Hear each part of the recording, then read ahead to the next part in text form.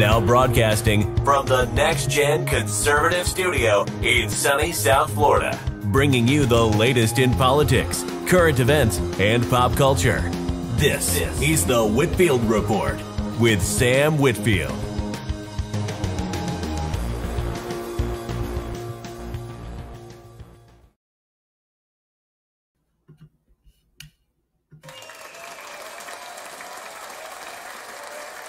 Yes, we did it. We did indeed do it, folks. Congratulations to all my friends and family members who are pro-life Americans. I never thought the day would come, really, not within my lifetime anyway, when the right to life would be protected by the Supreme Court, especially during the Biden regime. I really didn't expect it, so I'm glad that this happened. So, greetings, folks, and welcome to the Whitfield Report. I'm your host, Sam Whitfield, broadcasting live here from NGC Studios here in South Florida. And before we get into the nuts and bolts of the program, I do want to make a disclaimer that I realized I do have both pro-life and pro-choice audience members that tune into the show. So, with that in mind, I'm first going to, kind of give a little bit of background into what I believe regarding abortion and whatnot, because I think it is a very complex issue. I think, there are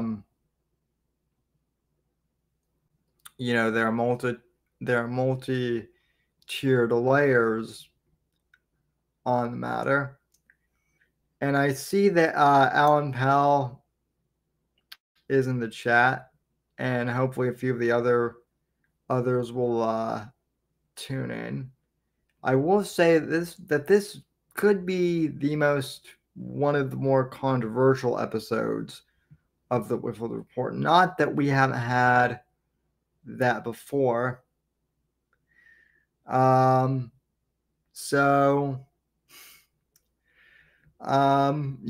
that in mind, please subscribe to the show on not just YouTube, but also we are live streaming on Odyssey, and we are also going to be posting the video podcast on Spotify, which supports both audio and video podcasts, iTunes, wherever else you get your podcasts, that whole thing.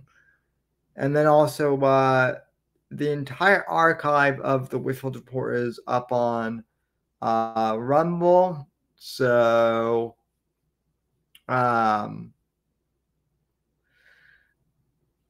if we get taken down from YouTube, and I have heard some people say that pro-life videos are already being taken down as a result of this. That they're being shadow banned. So, if that's the case, those are all the other places that I'm at. Links are all listed in the description below as usual. And without further ado, so first off, I was more or less shocked that this happened. Honestly, I never thought abortion would be a topic that we would really cover here on the show.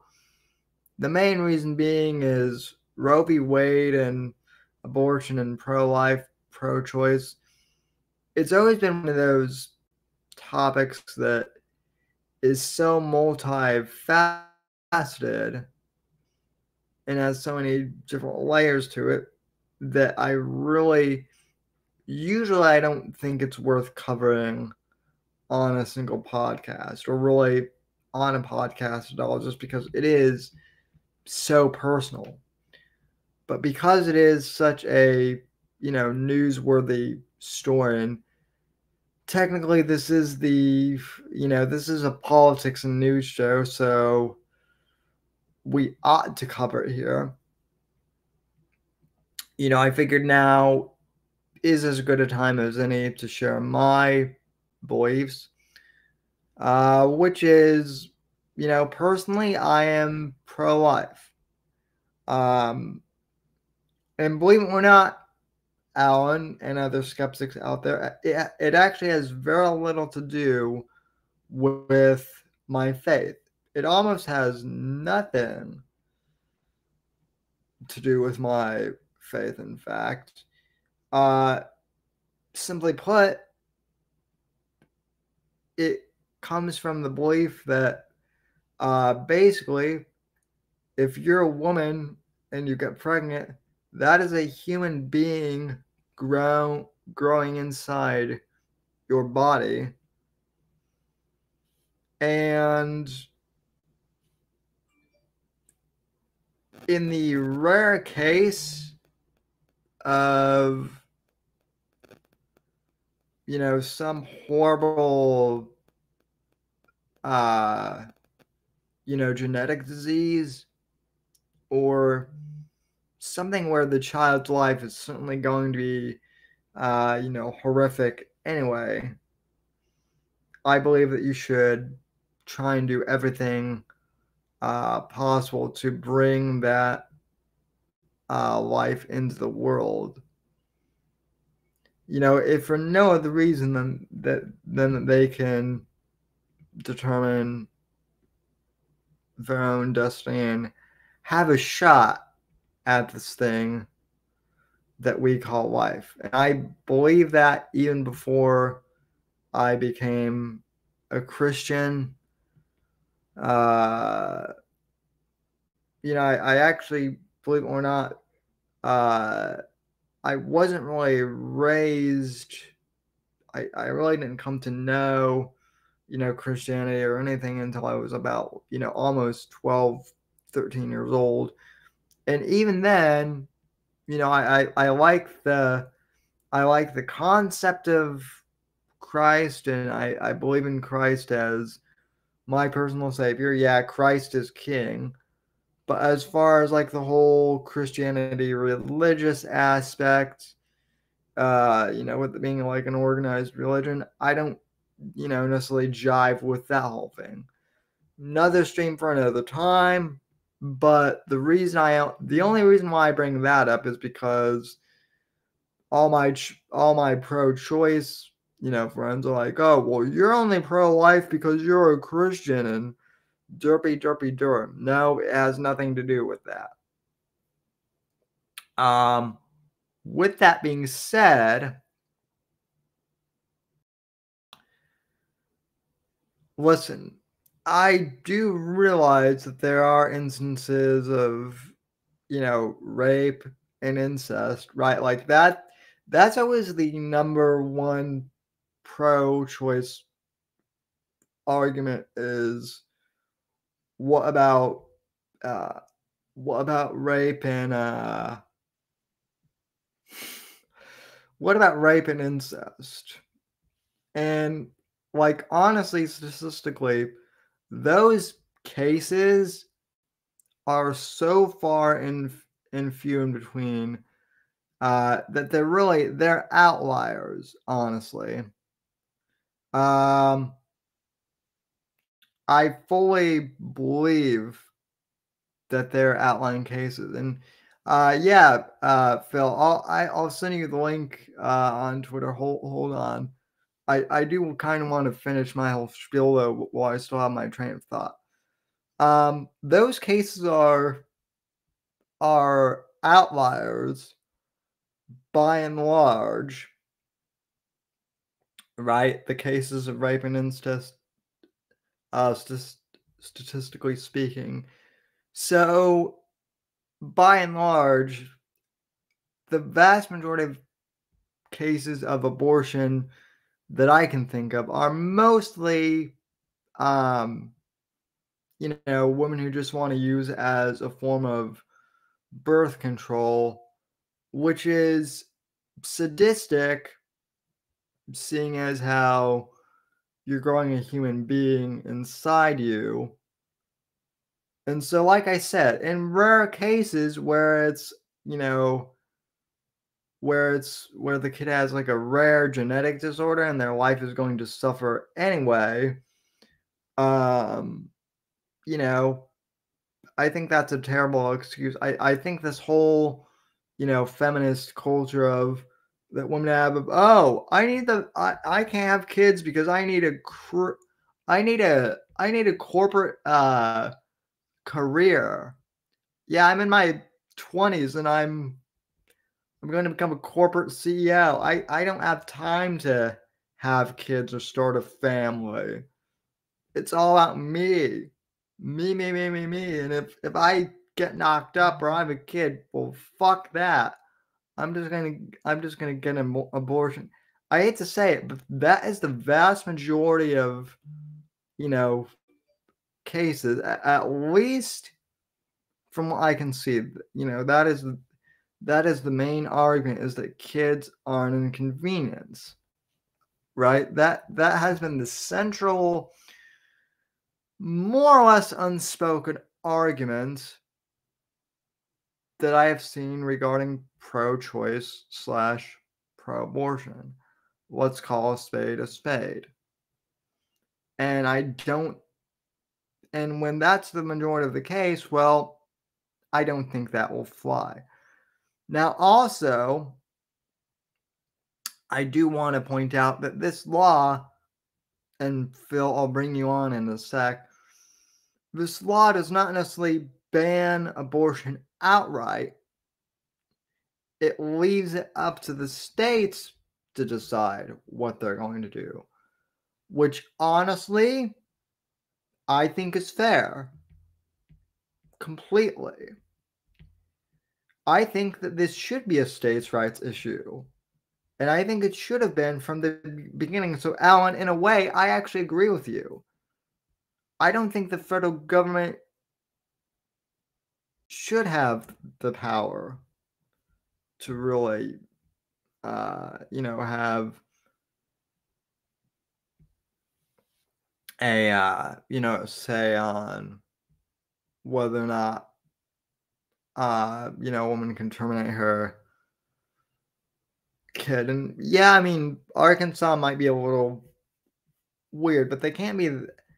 Everyone likes to use Arkansas as, oh, well, Arkansas is, backwards and whatnot. Well, they can't be that backwards. I've met people from Arkansas.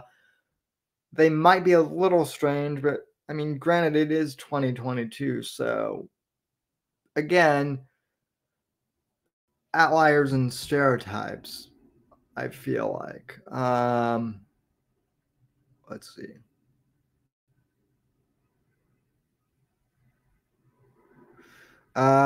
Yep, I wonder how this will turn out in 10 years when Texas is full of inbred kids. Well,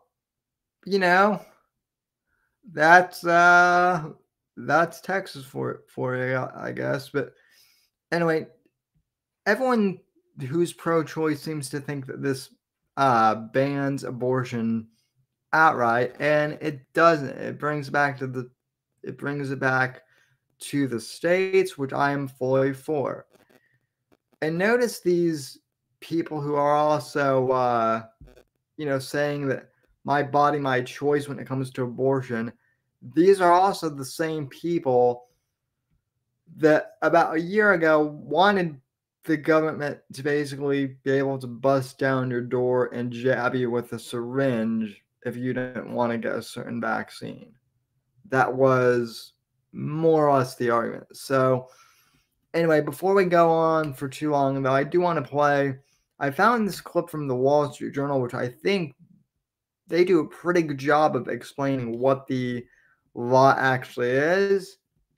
And then I do want to bring Phil on here so that we can discuss what this thing actually is. Because I would like to hear his opinion. And Alan, if you want to come on, I'll send you the link too. Why not? Apex isn't here yet, so, and I'm not sure if he'll be here until later on in the stream, if at all.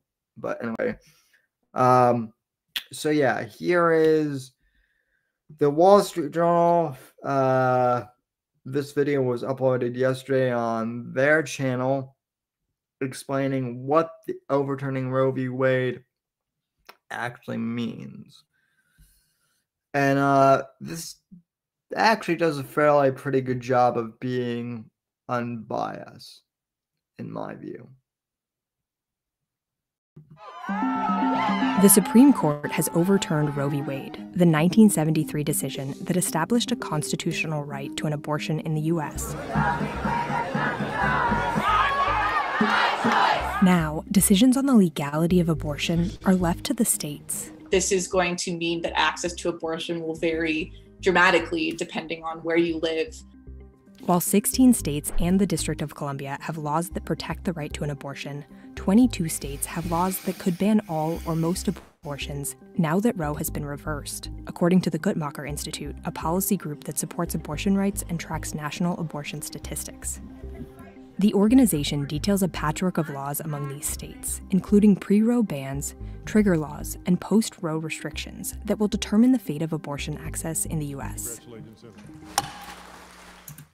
9 states have bans on their books that predate Roe v. Wade, which have been unenforceable for the past 5 decades. Some of them date back to the late 1800s or early 1900s. These could be laws that could be enforced after this decision or as a result of this decision. States like Arkansas can now revive their pre-Roe bans through official enforcement or by filing court actions. However, not all states with pre-Roe bans are poised to enforce the laws. Michigan Governor Gretchen Whitmer and abortion rights groups have filed lawsuits to block the state's 1931 law that makes providing an abortion at any point during pregnancy a felony. A Michigan judge, through a preliminary injunction, said the state can't enforce it.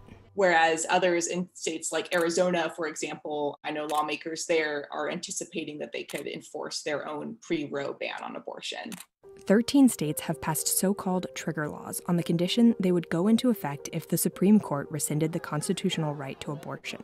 However, each of these laws are quite different from the other one. And they can take effect at different times. In Kentucky, Louisiana, and South Dakota, the laws are enforceable immediately. But in Texas, Idaho, and Tennessee, there's a 30-day buffer period between Roe's reversal and when the laws go into effect. In some states, trigger laws can only be implemented after state government officials, such as attorneys general or governors, certify the high court's decision. Some states, including Georgia and Alabama, have sought to set stricter limits on when abortions can be performed during a pregnancy. Georgia's ban on abortion around when cardiac activity can be detected, and Alabama's near-total ban have previously been blocked in court because they conflicted with limits set by Roe. Now the elimination of these federal protections for the procedure and the reversal of the Supreme Court precedent means that it's possible they can be resurrected in some way. Some states don't have these specific restrictions or protections for abortion currently on the books, and it remains to be seen what actions they will take in the future.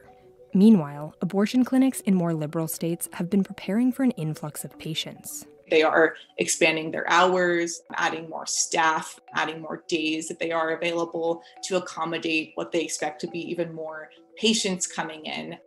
Abortion providers in more restrictive states are also assessing how to support patients who will need to travel outside of the state for the procedure. Planning and figuring out how they will navigate this different and varying access to abortion across this country will be something that I'm sure will take some time to really nail down and figure out.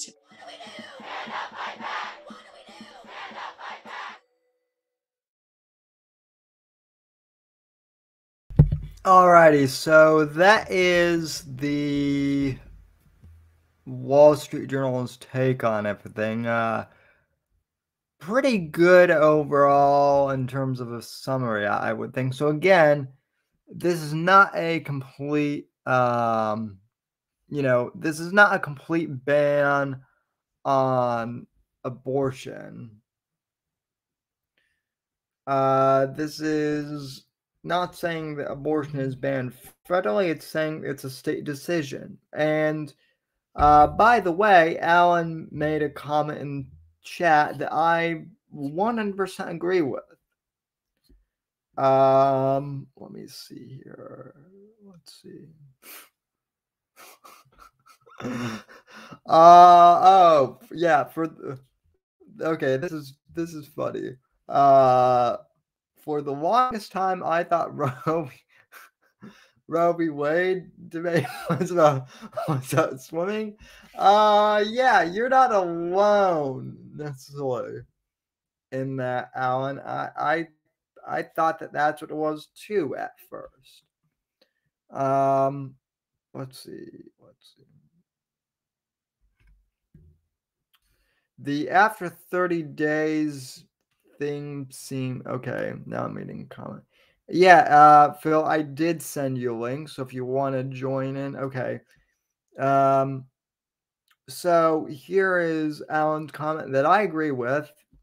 I hope banned states change their mind on welfare queens and being dependent on government, because for most people that would have had abortion, they're going to need 18 years of welfare and healthcare. And yeah, I mean, I 100% agree with that, Alan. But again, this is another thing of the welfare system needs to be overhauled completely, because there are certainly people that do need welfare, but then there are people who also just have kids, whatnot, so they can get more welfare money and whatnot. It's all very fucked up, right? Which again is why I believe that this topic is very multifaceted and whatnot, right? I get that. Um, you know, so I agree with you on that. But, again, I think putting this back into the state's hands and letting them decide what they want to do with it, it'll be interesting. And the other thing is, I'm not sure if this will be, you know, let me put it this way.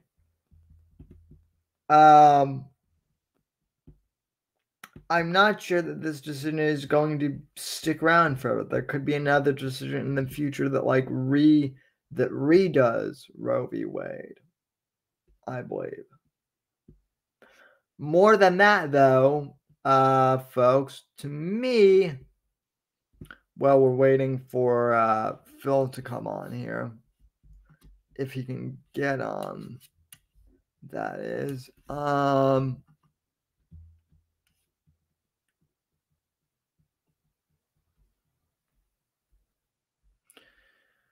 I do want to show this though, because like I said, a lot of the people who are arguing for pro-choice are absolutely psychos. By and large, most of the vocal pro-choicers out there are people like, let me share my screen here. Okay, let me see here. Is it going to show? Nope, let me fix that. Okay.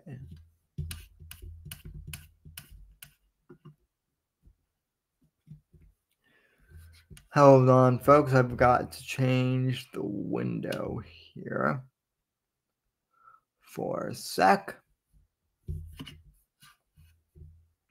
Okay. Yeah, boomer tech issues as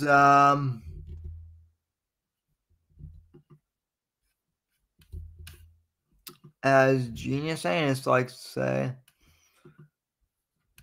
All right. So, for those reading on Twitter,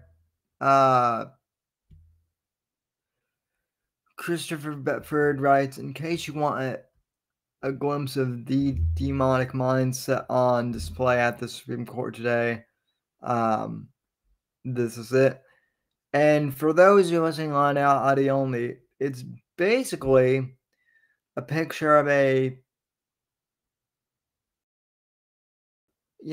visibly pregnant woman.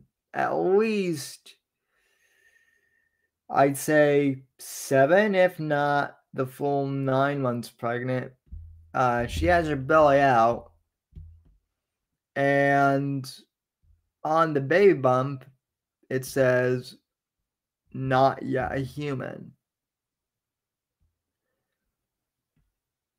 Now that is some serious mental gymnastics there, folks, because if it's not a human, then what is it? Also, if you murder a pregnant woman, you get charged for killing 2 people. Now, why is that? It's because the person inside is technically considered another human, right? So it's this type of logic that we see. The worst of the pro-choice people are on full display. I've seen cringe-worthy memes like, "Oh, this is the Handmaid's Tale." I'm not saying that there aren't crazy pro-lifers out there either, because there certainly are. But again, these people are saying that they don't even understand what the whole argument is about.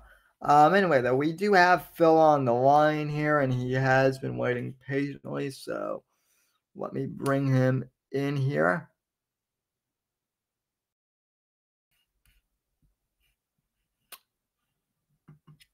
All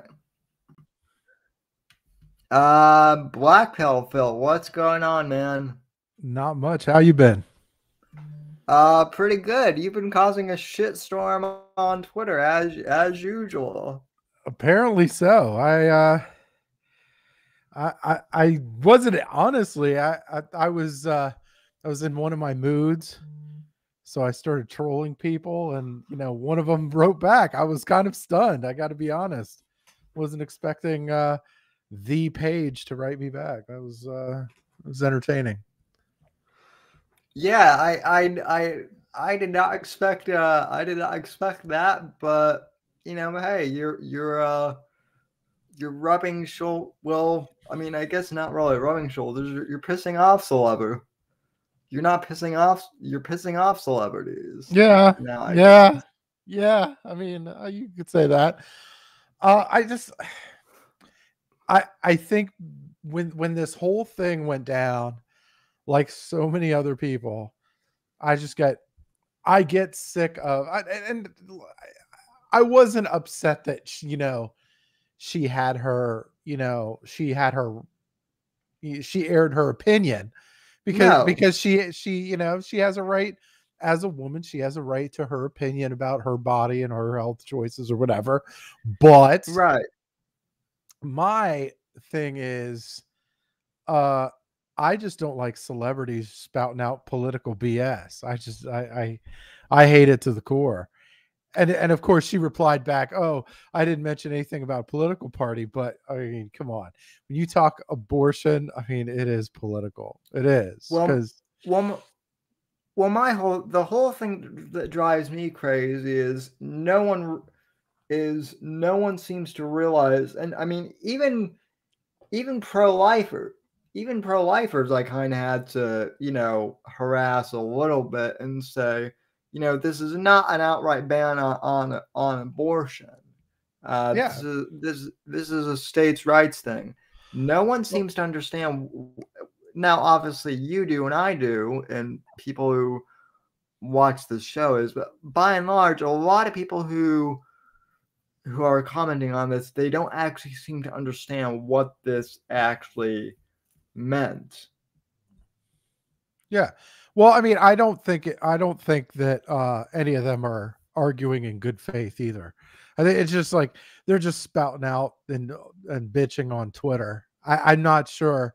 I mean, if they honestly were being honest, like there would be a debate. There would be a debate going back and forth, and people would understand. Like you'd be reading the actual Supreme Court documents. You'd be actually uh you would have an understanding of what it is, and it's not like oh, they're saying, oh, they're taking my constitutional right away. Note that, like, first off, there was never a constitutional right to have it, and second, they didn't give it to you, like you were saying before. They didn't ban it, they just sent it to the states. That's they I mean, it's so they're not arguing in good faith. Like anybody who's saying, oh, they're taking away my rights or da da da da, it's like, look, not in good faith.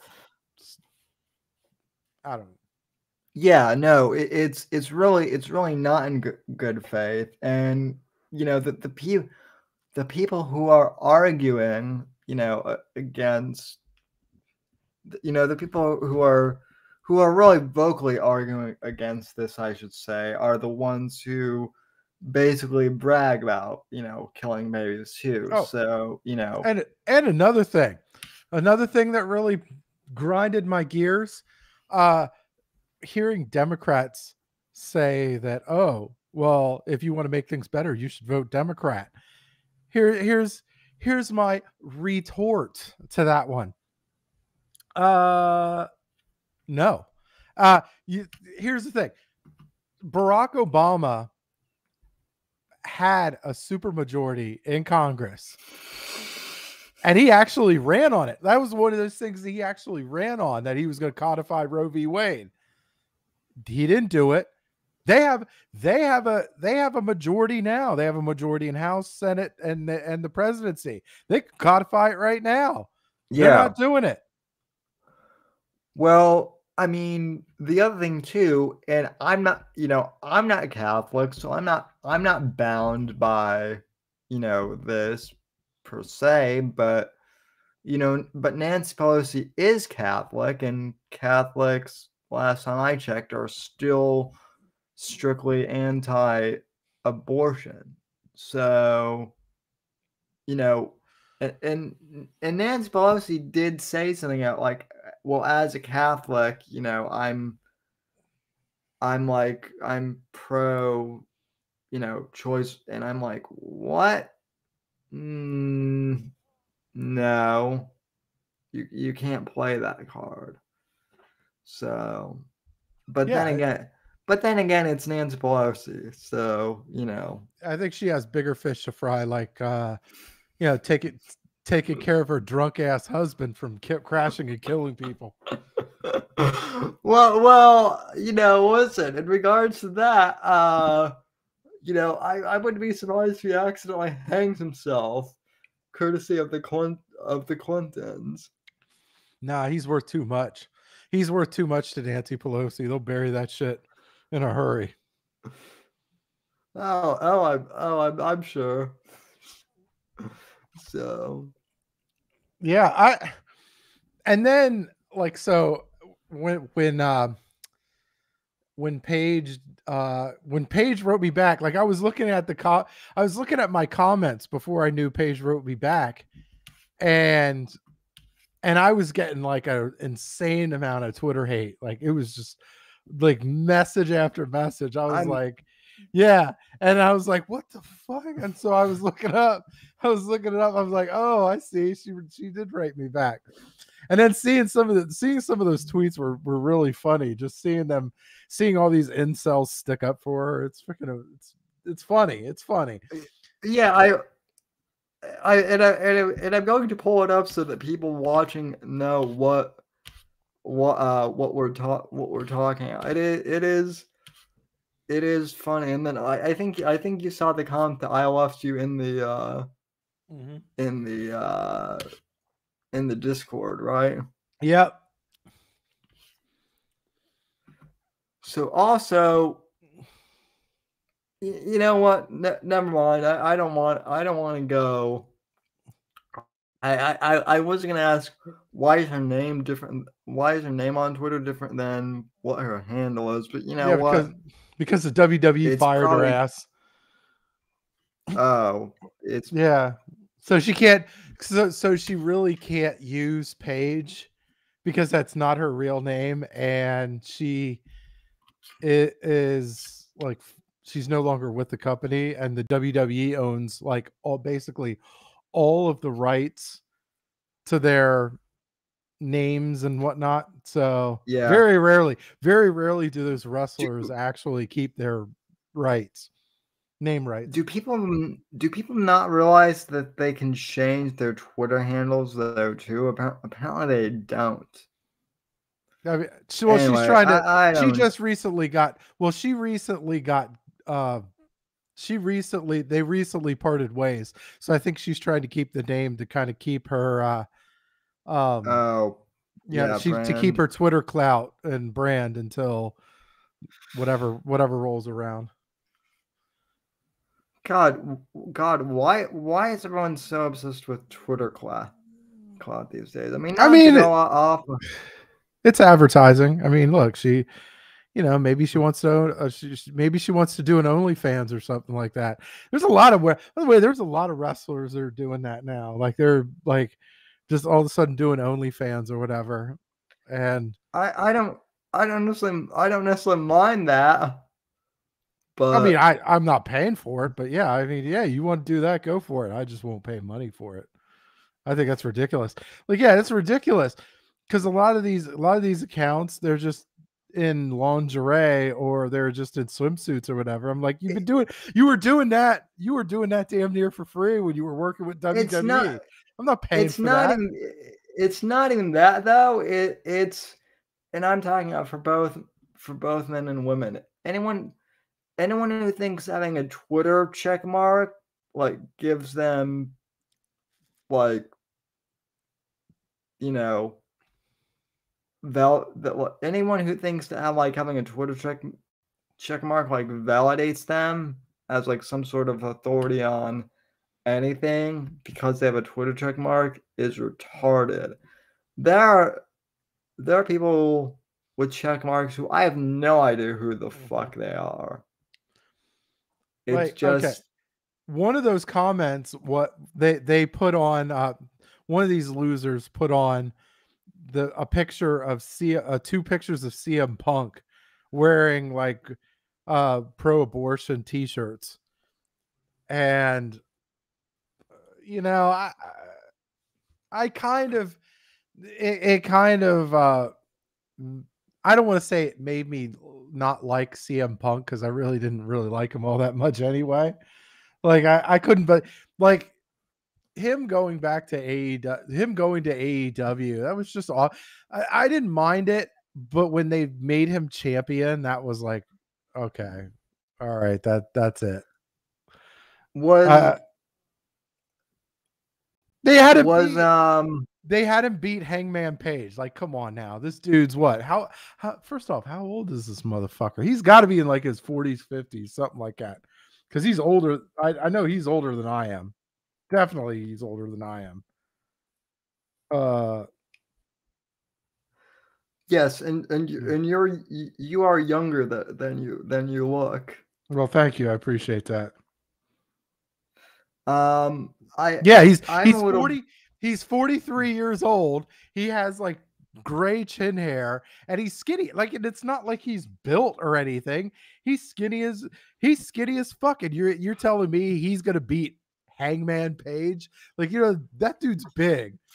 Like, I've seen that dude in person. He is a fairly big guy, and he's athletic as hell too. I'm like, come on. This dude, as soon as he went into the UFC, he was losing against fucking nobodies. Like nobodies were beating the shit out of this guy. Like you're telling me that dude's gonna beat Hangman Page? Like, come on.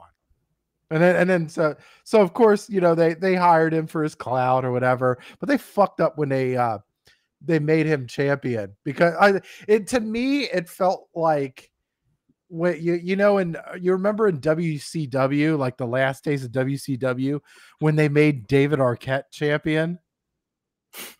Yeah, it was like to me it was that bad. Like it was that bad, and it was like a slow skid to the end. But yeah. One thing I will say about wrestling is, like, for the most part, that's one of the few sports that doesn't, at least from what I've noticed, they don't get political. Not like the NFL does. Ooh. Or anything. It's more the individuals. That's what I thought, but like here with Pride Month, they really kind of threw it out there. Like they had but AEW had their video of like everyone's accepted here at AEW. I'm like, okay, all right. And then of course WWE had to make one to follow suit, I guess. But man,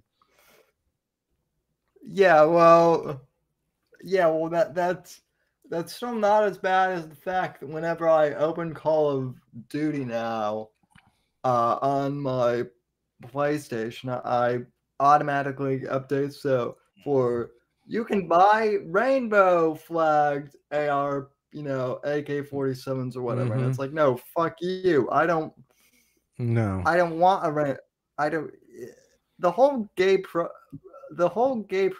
thing. What was it? I was telling Ash the other night. My barber is gay, but he's also a Trump supporter, so I will qualify with that.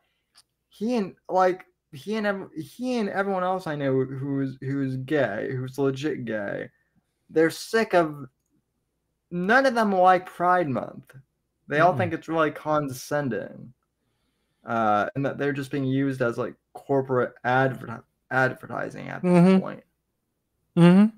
Yeah. No, he's absolutely right. He like the problem is like when you box people up like that, you take away from their individuality. Like I don't like you. I like treating people as individuals. I you're capable of great things. You're capable of monumental fuck ups and everything in between, right? I'm like, I'd like to judge someone based on their individualness, not like, oh, because I'm part of the X crowd or I'm part of the Y group. Like, I really don't care about all that. But that's the world. Unfortunately, that's the world we live in.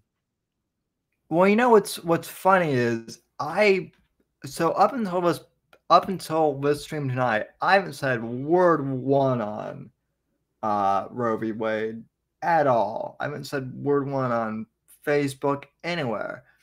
Yet last night I got like 4 messages on Facebook on Messenger from people who I don't even talk to anymore, really. I haven't heard from them in since like high school or something, and they were like, fuck you pro-lifer. And it's like okay, hello to you too. And also I haven't heard, you don't know what I'm gonna say, but yeah, thanks for just unfriending me. And yeah, it's ridiculous. It's weird. And they brand you, like they brand you too. Like they're like, because like I'm a politically registered independent, and I've been for a long time. Like I'm not Republican. Like I mean, I have some views that are conservative, but I'm not a registered Republican. I don't consider myself right wing.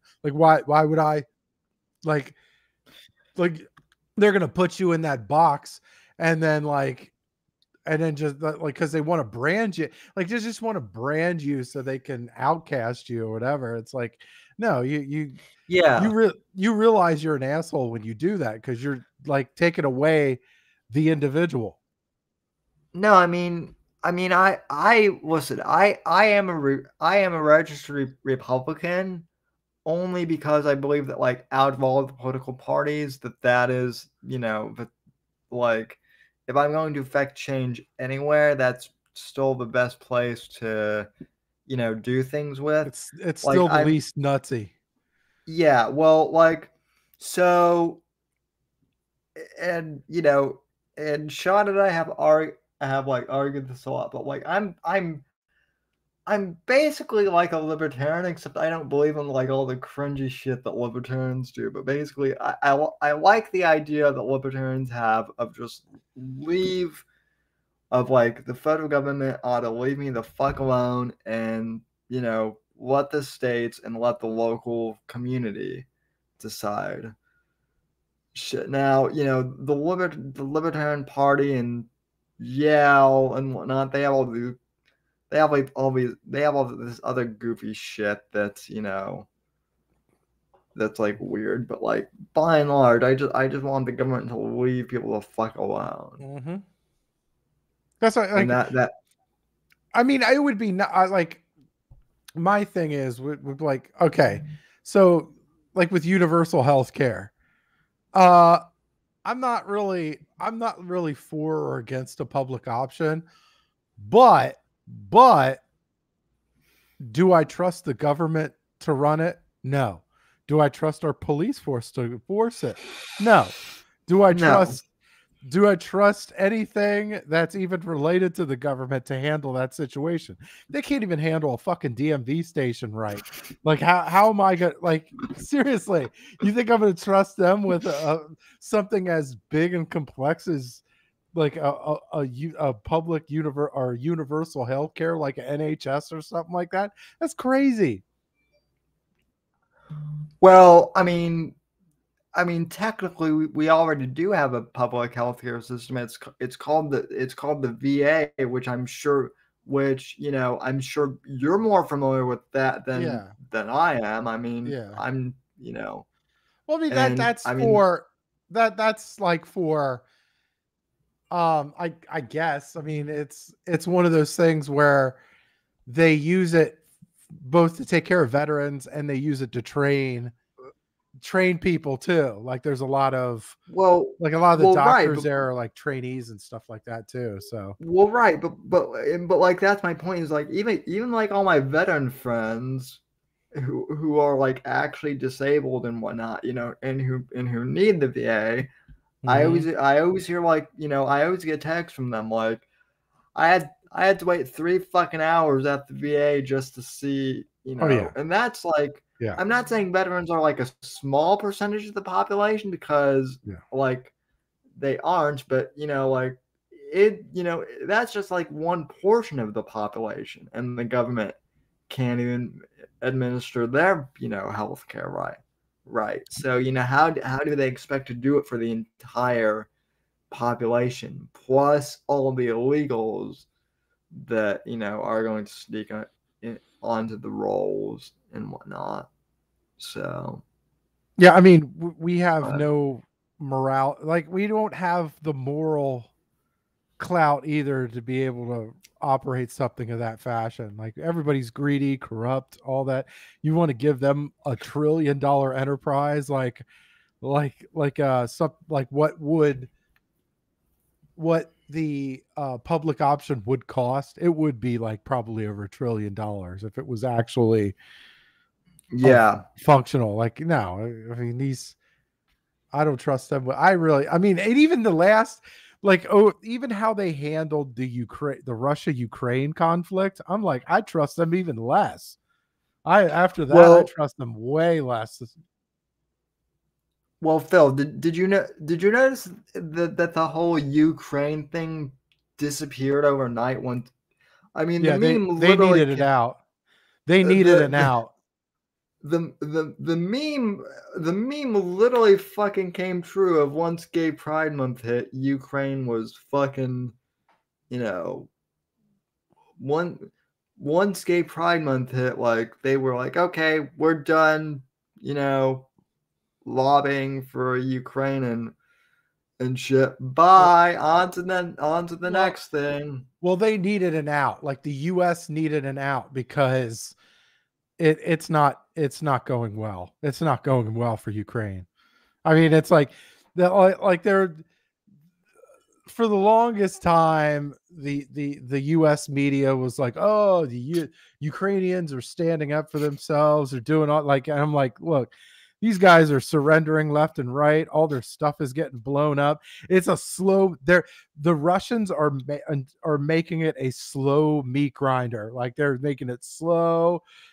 They're catching everybody they can, and like it's not good. Like they know that they're like, I think the US realizes that Ukraine's not going to win this thing. So they're trying to strategically, they're trying to keep it alive as much as they can to try to hurt Russia, which I don't even know if that's possible. I think it's not possible without hurting your own. Like we're getting harmed more than they are. Well, what's it though? Here's the astonishing thing is like, I think the way they're going on about Russia and Ukraine, they're simply using Russia as the scapegoat for Biden's bad policy, right? Like people are asking, why is this is what they thought was going to happen? Like they thought that this was going to be because I mean, if you were able to help Ukraine defeat Russia, that would have been one hell of a turnaround for President Biden. But I mean, realistically, it was a gamble because if you bomb, which they are, it makes you look even worse, especially after Afghanistan. Like that Afghanistan debacle made them look terrible, and now you're going to have like you're going to have Ukraine and Afghanistan in the same presidency. I'm not sure. I'm not sure if there's another president that's been this bad on foreign policy. Well, the thing it is, and I'm not. People laugh when I say this, but I'm not joking. The man is seriously like, the man is not mentally competent. I don't mean that to be like an asshole or to be mean. Yeah. Like I mean like he a little has dementia. He has no idea where he is half the time. So, you know, and they were bitching out, oh, is Trump mentally competent enough to run, you know, for president? Yeah. Better vote for the guy that can't even eat applesauce. Like, what the fuck? Yeah, like,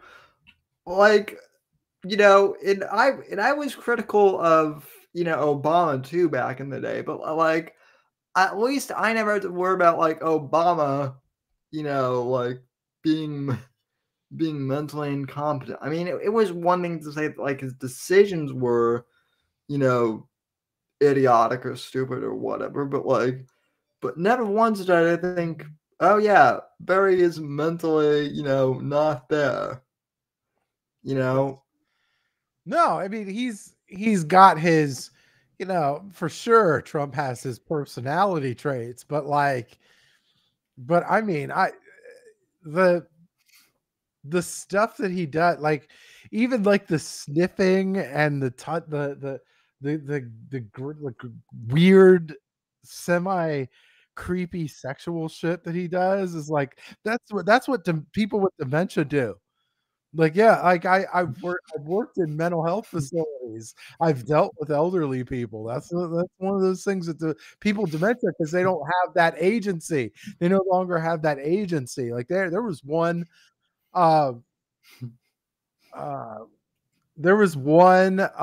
patient, the one patient's daughter came in one time and she just said, oh, one time One time he was staring at her and jacking off. I was like, what the fuck? I mean, like, it's because it doesn't matter. Like, they don't see beyond that. Like, they see the basic need, feed, and seed, right? That's like, it's very basic. And I'm like, Wow.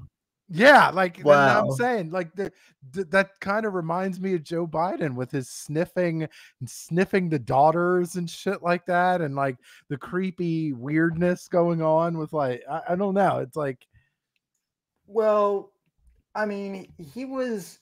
So the other thing I don't get too is like he also does the old he does the little meme of old man shouting at clouds. yeah, Where he will literally just yell randomly at things. yeah, it's like, For what no, the fuck? for And it no doesn't. reason. And he's like, I'll tell you what America stands for. Like, what the fuck is that? Yeah, to be fair, okay, so to be fair, that might be the most correct answer of anything, because I don't know what the fuck America stands for at this juncture. I don't know. This place is a fucking circus now. Yeah. It's about to get it's about to get weirder. It's gonna get weirder. It's gonna get more expensive. Okay, everything sucks. So like, honestly, if you want to know my most cynical take on this whole thing, part of me thinks that this whole Roe v. Wade thing was like, I don't want to say that both parties were in on it, but if I were like the deep state or something, and I wanted to cause a massive controversy to distract the populace from what I was actually doing, this would be one of those things that I would do. Do you feel me? Mm-hmm. Like, I don't know what's coming Like, down the pike, but like, the timing of this, I will admit, does seem a little strange. It does. And the weird part, and the thing that makes it even crazier, was that the Supreme Court stuff was leaked, so they knew this was coming. It wasn't like this was all of a sudden shocker. Some asshole at the Supreme Court leaked it.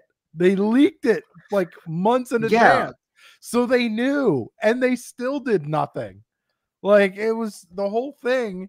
Like, look, and you got like people like AOC who are causing such a ruckus bitch fit. Like, and like, she's been in office for what, 3 years now? And like, and that's what I'm saying. They have the chance to codify Roe v. Wade, but they didn't. They didn't do it because they're doing the same shit that the Republicans are doing. And I'm not like siding one over the other. I'm just saying, like, look, this whole thing is a fucking theater. It's theater. Right. Well, and then, you know, a lot of the pro-lifers are like, we won, and I'm like, well, hold on a sec. Like, yeah, in terms of states' rights, if that's all you were interested in, like I said, I'm happy with the decision. Yeah. But like, the whole pro-life, pro-choice argument, that's something that really I've always argued needs to be like discussed with individuals one-on-one. That is not something that you can, you know, you cannot. The one thing I know that I know that Sean is going to disagree with me when I say this, but you cannot legislate morality. Very success. Nope. Not in the. And I understand people are going to say, oh, well, what about things like murder and whatnot? Okay, well, you know, that's a completely different thing. But like, you know, I don't like all these people like, you know, Nick Fuentes, who a few years ago were like advocating for like banning pornography. I'm like, no, that's a bad idea. that's a bad idea. That's Mm-hmm. and now of course, he's into the whole cat boy thing and whatnot. So, he's a hypocrite. But, like, my point being is, like, these pro-lifers who think that they've won, it's like, well, your main argument needs to be with individuals. Like, if you really want to, change people's mind about abortion, like forcing, like, saying you're going to force them not to get an abortion is going to, what really kind of frightens me though? Like I not really frightened, but like what really is frightening me is seeing like the DOJ saying they're just going to go and not recognize it anyway, or like some of these politicians are saying, "Oh, we're not going to recognize it anyway." That's where things start getting right. a little scary. Exactly. Exactly. Yeah. Like, people think that this is over. And look, like I said, I'm, as someone who is pro-life in my personal life, like, I'm happy. Like I understand why people are celebrating. Um, and I mean, I get it, but at the point being, it's like, A, this fight is not over if you're really pro-life, and B, like, I don't think this is, uh we'll actually see. I'm skeptical as to see whether this will actually go through, because now people are rioting and causing a fuss. There are threats to you know riot. YouTube is taking down pro-life videos and stuff. Mm-hmm. So yeah, it's gonna get really wonky here. Oh, it's definitely going to get wonky. Definitely. I feel like, and part of the reason why I mean, I'm not like, I'm not completely upset with like the right winger stuff, but like these people have a tendency, as soon as something goes their way, they tend to celebrate it and flaunt it and not follow up. Right. No, They don't no, continue no. fighting. Like, no, you Yeah, won, but you still have to keep your foot on the gas, because they're not, the left isn't stopping. They're mentally ill. They're going to keep coming. Right. yeah, You have to fight them with a rigorous ignorance. Well, Like, you just got to keep going, because they're not stopping either. So, and we're seeing it. Like, we're slowly seeing our basic constitutional rights erode little by little, each and every day. And like that, and this is what, like, because they tend to, our establishment politicians just fucking ignore it. Like, so you have to keep on them, or else yeah, they're also going to continue not doing shit. Or if they're not doing shit, you got to try to find a way to get rid of them. yeah, on both sides too. Yep. And I love the point that you just brought up of the right wingers tend to because, like, listen, I definitely think that there was shit that went down in 2020. There's no question in my mind. Mm-hmm. But okay, I will also say that I think Republicans got a little too cocky. Mm-hmm. That Trump, I think a lot of people assumed that Trump would win, and so a lot of the people that went out and campaigned in 2016, and who went on in the streets and who were active in 2016 for Trump, they sat at home and they didn't get as active as they should have been, because they figured, oh, it's just Joe Biden. Trump will beat him easily. And and meanwhile, they were able to build all this anti-Trump rhetoric and make Trump seem like the worst ever, especially with the COVID shit and whatnot. But and then a lot of the same people who were so confident that Trump would win, they were shocked and kind of left holding the bag. I think part of me thinks that there's definitely like wonky shit that went on with the elections. And I think, oh yeah, no question. And I feel like Trump may have done it too, but he if anything, he might have beaten them at their own game. I feel like that. Like, I feel like there's, because like, and part of that is like when Trump won, it's almost as if they spilled all their secrets out. It's like, oh, well, these voting machines can be hackable. And they had this documentary on how you can hack it. And it's like, okay.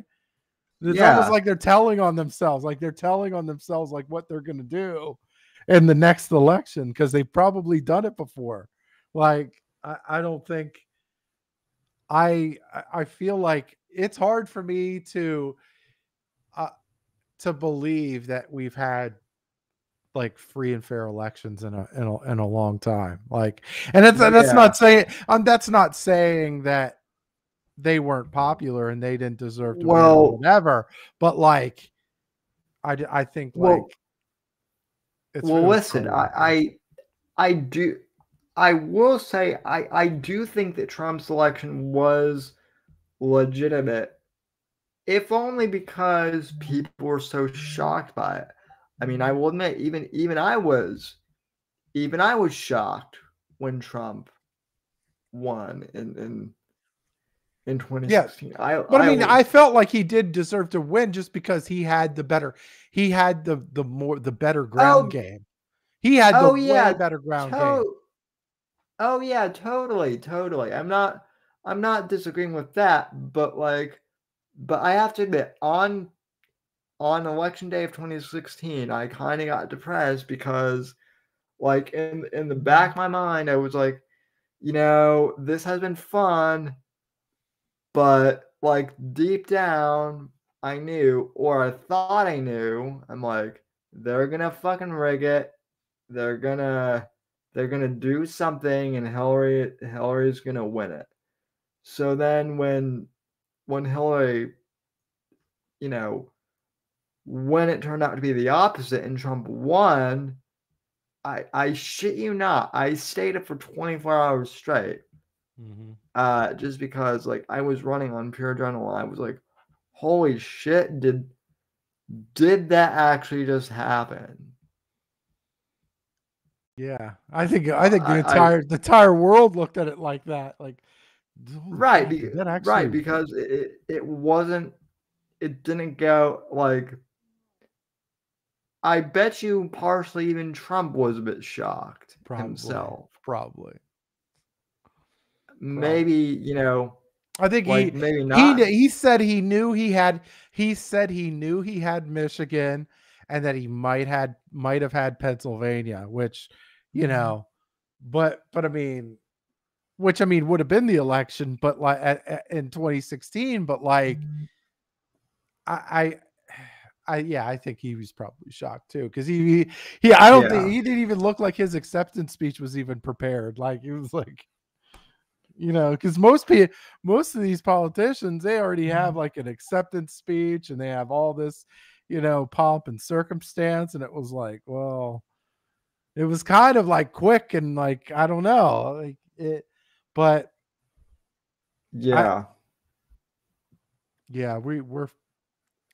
I'm paying attention to a lot of these elections. Like I am, because I'm looking at like even the governor's race, like in Pennsylvania. I'm looking at the if Shapiro wins, I'm seriously thinking I'm probably going to move out of Pennsylvania.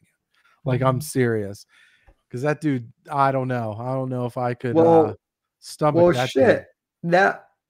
Well, shit. I'm gonna be selfish and say I kind of want Shapiro to win now for that reason alone. I look. I like Florida. I mean, it's you know,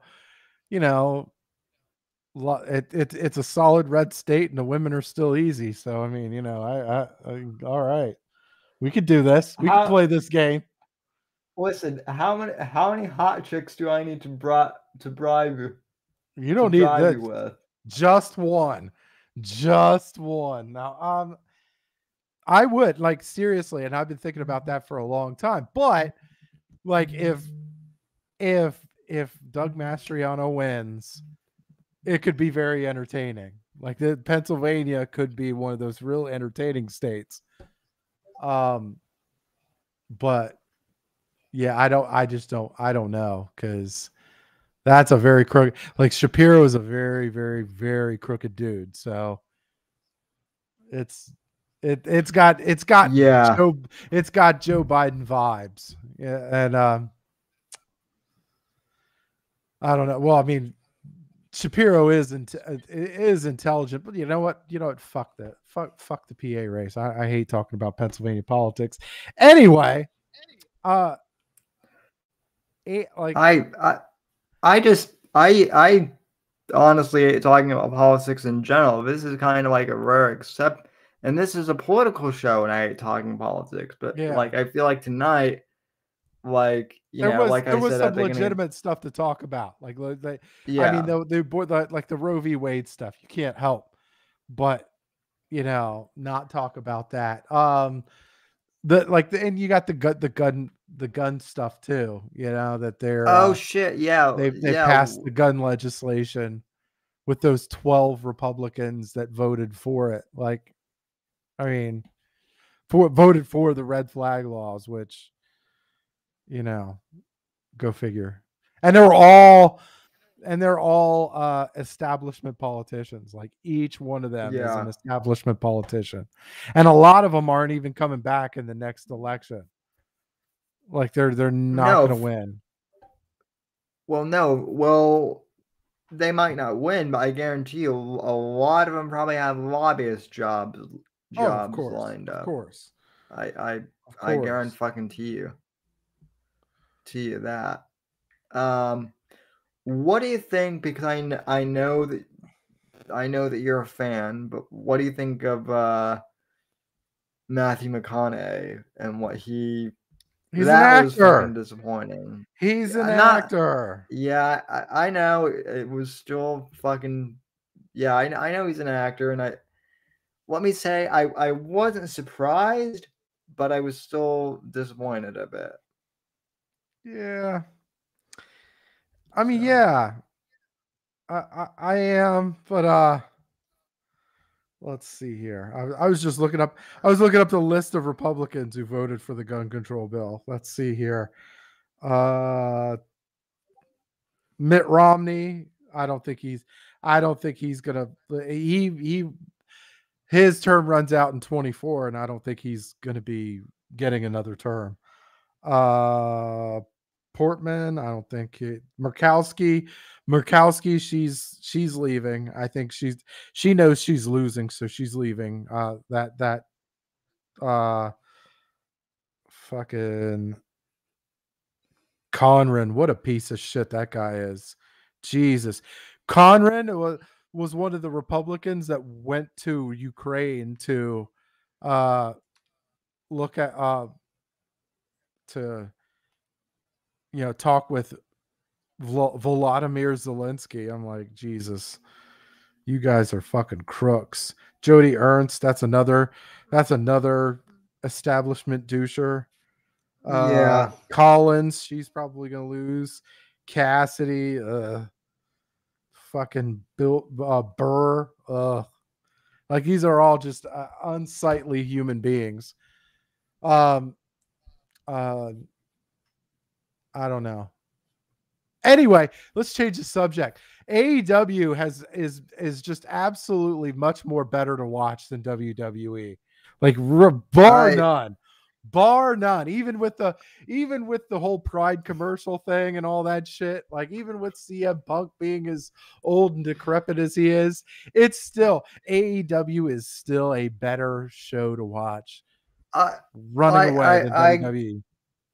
I agree with that. Before I forget, speaking of though, I I almost got banned off Twitter because some asshole was harassing Rebel because she's from Oklahoma, and I guess people think that because she's from Oklahoma, she's automatically like far right. Again, going back to the whole thing of, you know, people putting people in boxes. Yeah. And I went pretty hard at that guy, and the guy got called a Simba a few times, and I don't fucking care. But yeah, it's fucking pathetic the way. And yeah, you know, it's just awful. Yeah, I mean, I like been political. No, I mean, I like Rebel. I like Rebel. You know, but I don't like people that I just don't like celebrities that do political stuff just because, like, your whole goal is as a public figure is to try to get as many people to like you as possible, like get many people to follow you, get many people to, you know, you're trying to be as famous as you can be, right? And like, if you're political, you just slashed anywhere from a third to a half of your freaking fan base in an instant. Like, because these, like, we're a very diverse crowd. Like, and you know, nobody wants, and not only that, nobody wants to hear it. Nobody wants to hear it. Like, it's like, well, I pay money. Well, yeah, but when I pay money to see a show, I'm not paying to see some political bullshit. I see it on the news. Well, yeah, I'm running away from that shit. But at the same time, though, Phil, I would also argue, and I'm not really arguing against you, but I would say for me, that was one of the things that was so fascinating about Donald Trump, because he was a celebrity. He could have, you know, I mean, he could have lost everything. Hell, he probably he did lose a shit ton of money. But he went from being, he made the transition though. Like, there's a difference. He made the transition from being a reality TV star to being a politician. Like, he went and he decided to embroid himself in politics and run for president. That's, you know, whereas a lot of these celebrities, they have their Twitter accounts and they're blabbing anything they can. It's like, dude, I'm not here to listen to you fucking blab on about politics. And I hate it when the right, like when Fox News has celebrities on their fucking channel. Like, I hate it then too. I'm like, dude, I want to listen to fucking what is it? I mean, don't get me wrong, I think Ted Nugent's a fantastic guitarist, but I don't want to listen to that dude talk about politics on Fox News. I don't give a shit. See, I do, but it's mainly because I think it's hilarious when he pisses people off. Yeah, so but just but it would be, for me, it would make me a hypocrite if I went and fucking, you know, if I was, you know, liking one but not the other. It's like, yeah, no, I mean, I get it. I will say though that, like, I don't mind Bill Maher that much, and I don't mind. I mean, obviously, you know, I mean, I kind of made my bones off of the Dennis Miller, and I actually asked Dennis Miller about that one time when I got to, you know, talk to him on, when I called into his show, and he said, you know, look, he said I'm in Hollywood and I get sick of celebrities talking politics too. But he said, but I made my bones, on SNL talking politics, doing Weekend Update. So it's kind of always been my shtick to some extent. Yeah. And, I look. Yeah.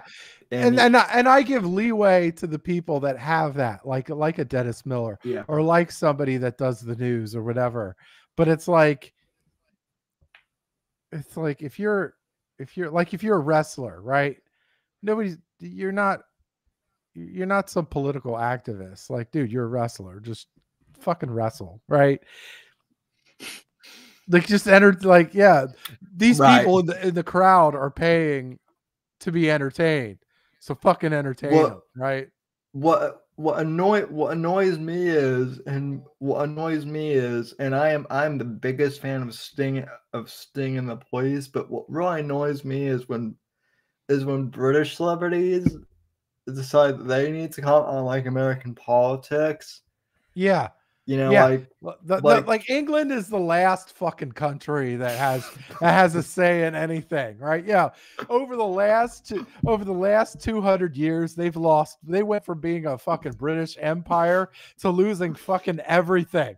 You're losing Australia, Canada, Hong Kong, India, fucking everything. Like a large chunk of Europe. You don't even own, dude.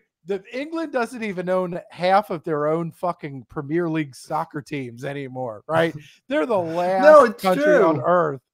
They're the last country on earth that should be lecturing anybody on anything. Like, and particularly with Sting, and like, he does the whole global warming thing on climate change, and it's like, dude, England has like, well, maybe not like all parts of England, but I know the part where he comes from, Wall's End. It's a shipping town where there are like factories, and like, like there's smog, and it's like, dude, like, quit commenting about the rainforest and what America's doing with their pollution, and go back and like fucking help your shipping town where you grew up. Help them reform their factories before you comment on what we're doing here. So yeah, and I like, say that did you see Justin Trudeau's tweet? Fucking he said, and I quote, "No government, politician, or man should tell a woman what she can or cannot do with her body." I'm like, how fucking rich is that? Right? Oh, so yeah, he can't tell me what to do with my body unless it's protests or not refuse to take a vaccination or anything like that. But yeah, tell me more about how Americans are so fucking not are so off the beaten path as far as the liberty is, which they met. right. I mean, America is. I mean, America has gotten worse on the liberties perspective, but Canada's been holy shit. Canada's been Jesus Christ. They're like a hair away from being fucking Canadian Cuban. Like, holy fuck. Yeah, holy God, it's like bad.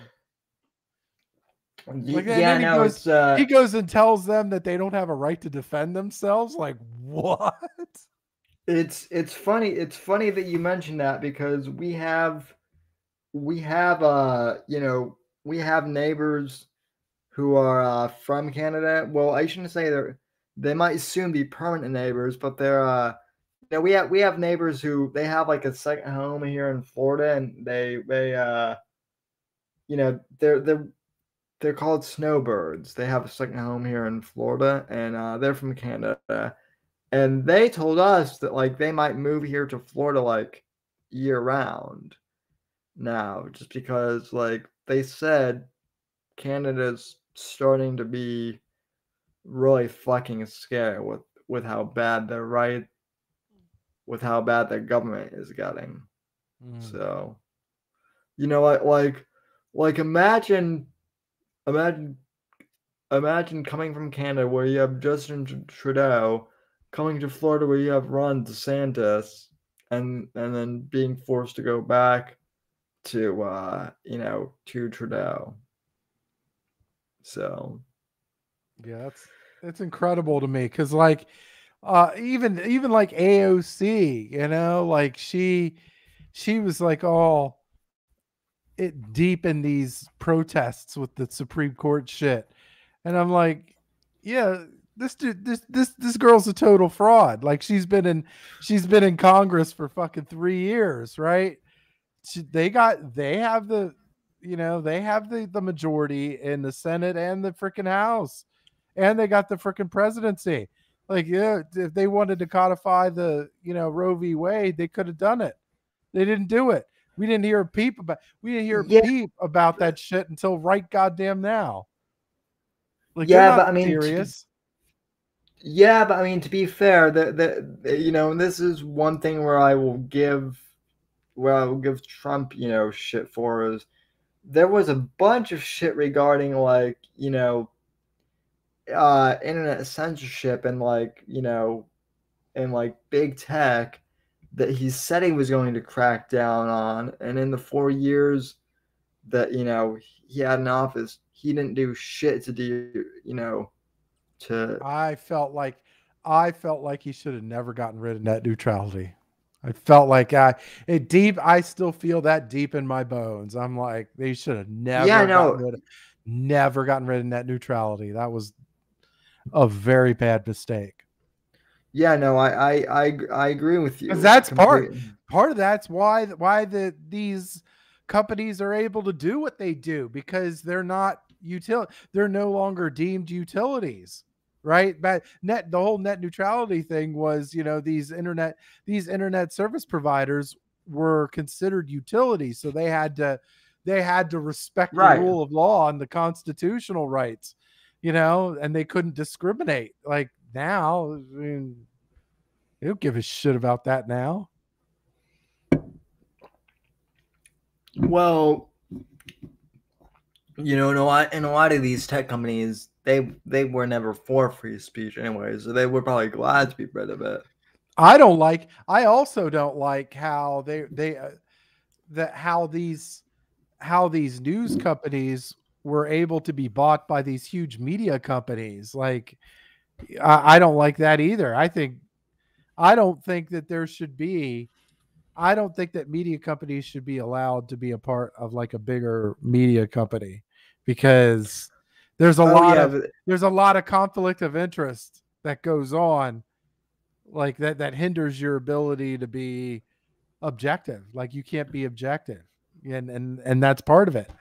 Like there's a lot, like there's so much industry, like especially like NBC with Comcast, like that's well, like even like I mean, I hate to say this because I know that like I know that Bill Maher complains and like I will say that Bill Maher, even though he's on the left, like I do agree with him that like the Murdochs, like the thing that's weird about the Murdochs is like, right, they do have Fox News and whatnot, but they do also have interest in like really far-leaning left companies too. So it's like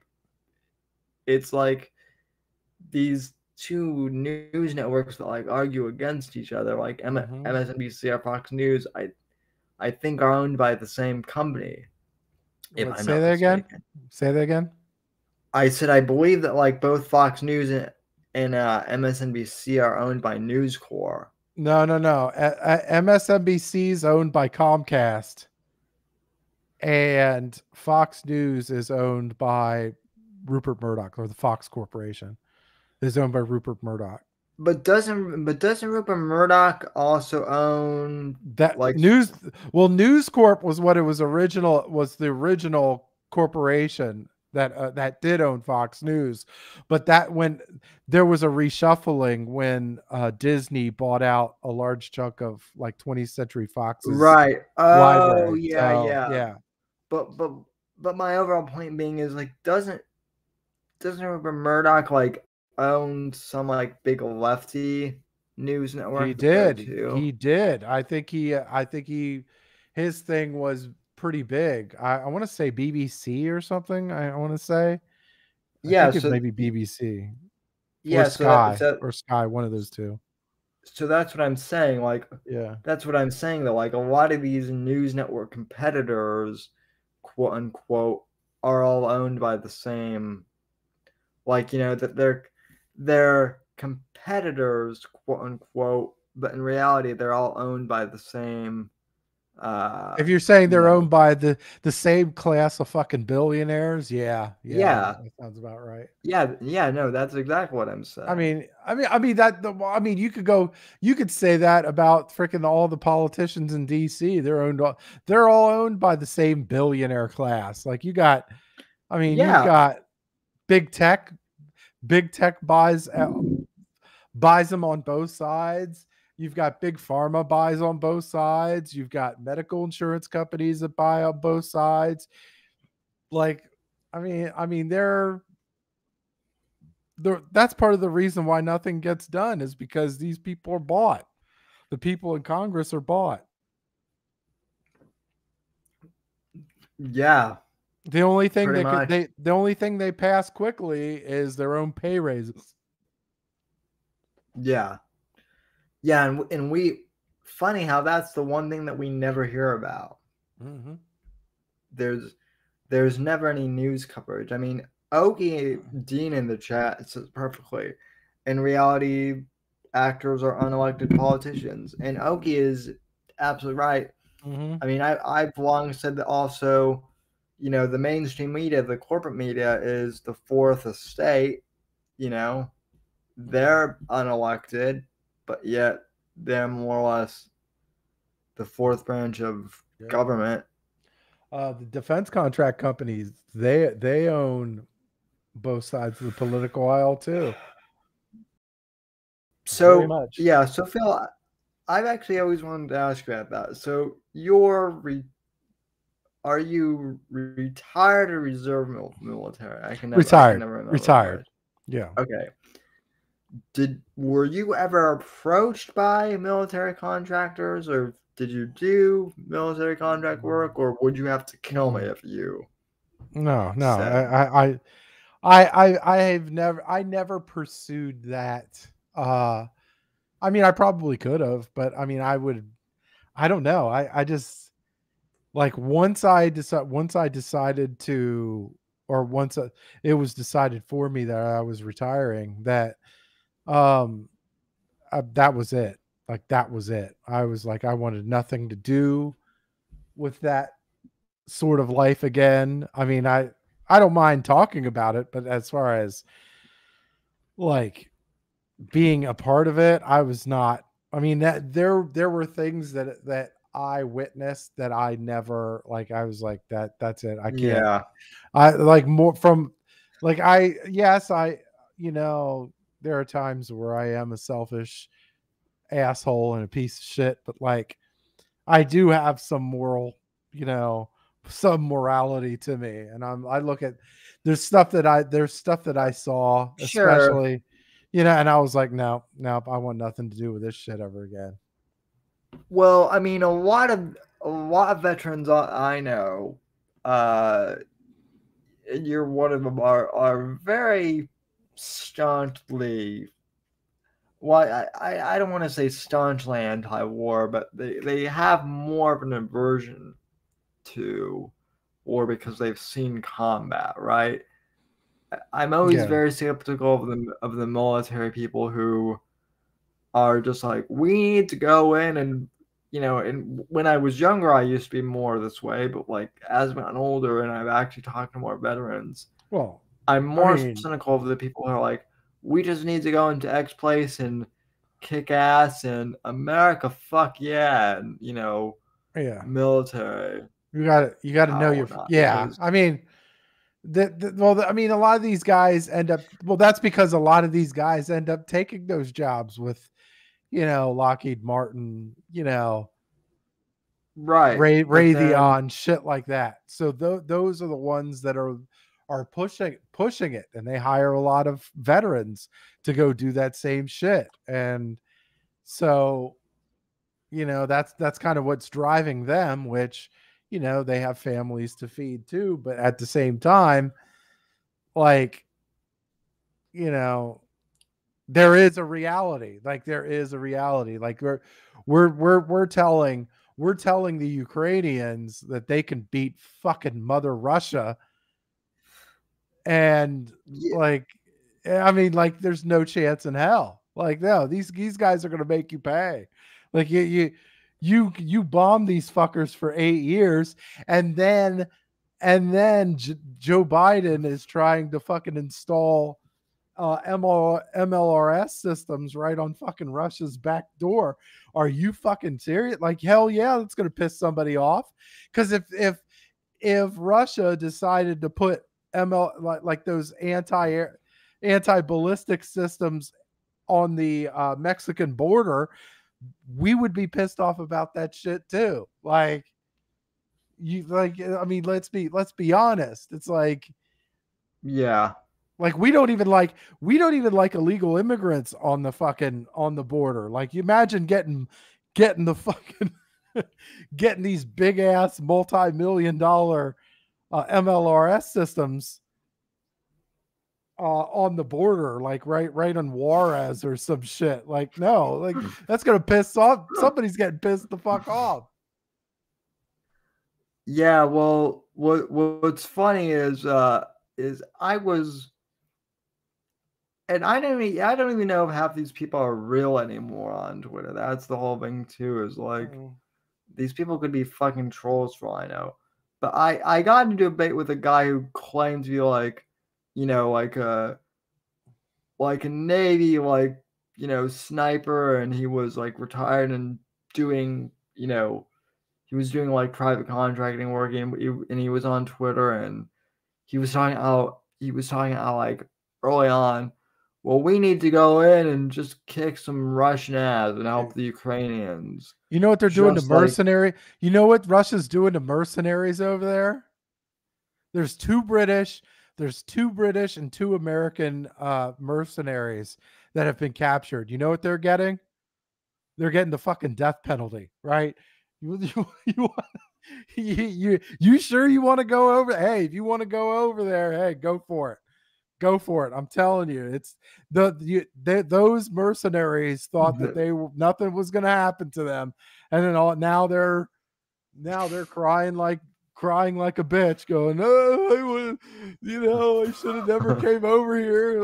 Like, no, you thought you were a badass, and then Mother Russia fucking humbled you. That is actually hilarious because this meathead was all like, have you even served, bruh? I was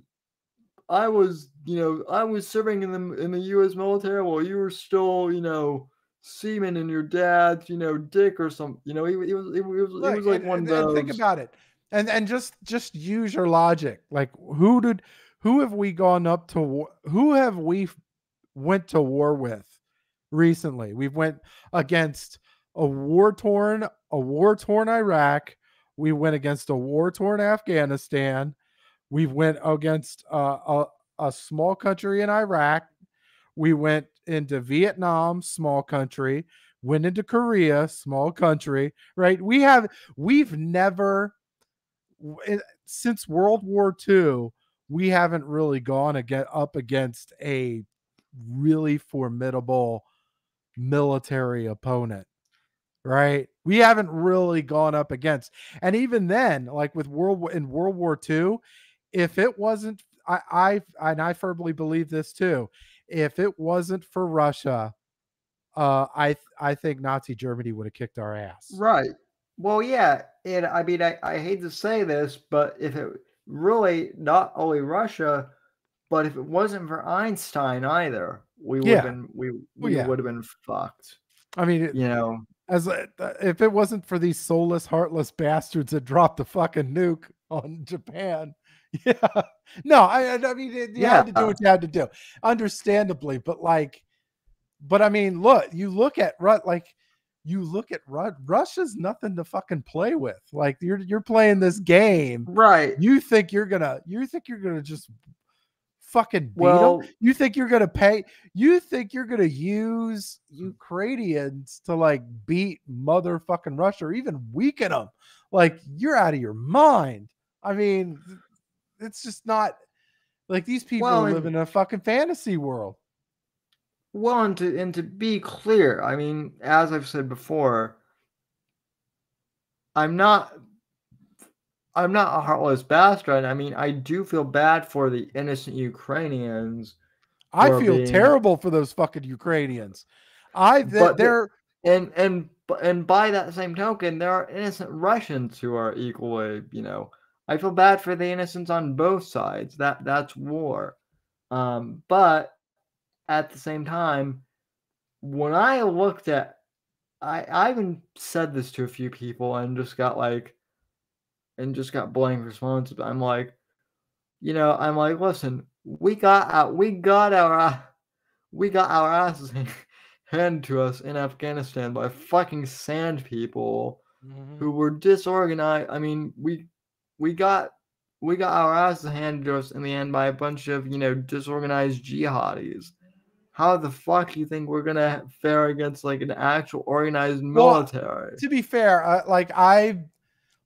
did previously, I did a power ranking of what I thought were the top 3 militaries in the world right now.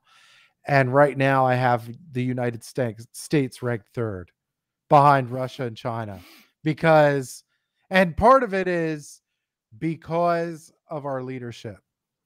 I feel like our leadership is grossly incompetent. They're corrupt. They're overly political. They're like, just, there's no way you're going to go up against Russia or China and think you're going to win with that bad a leadership.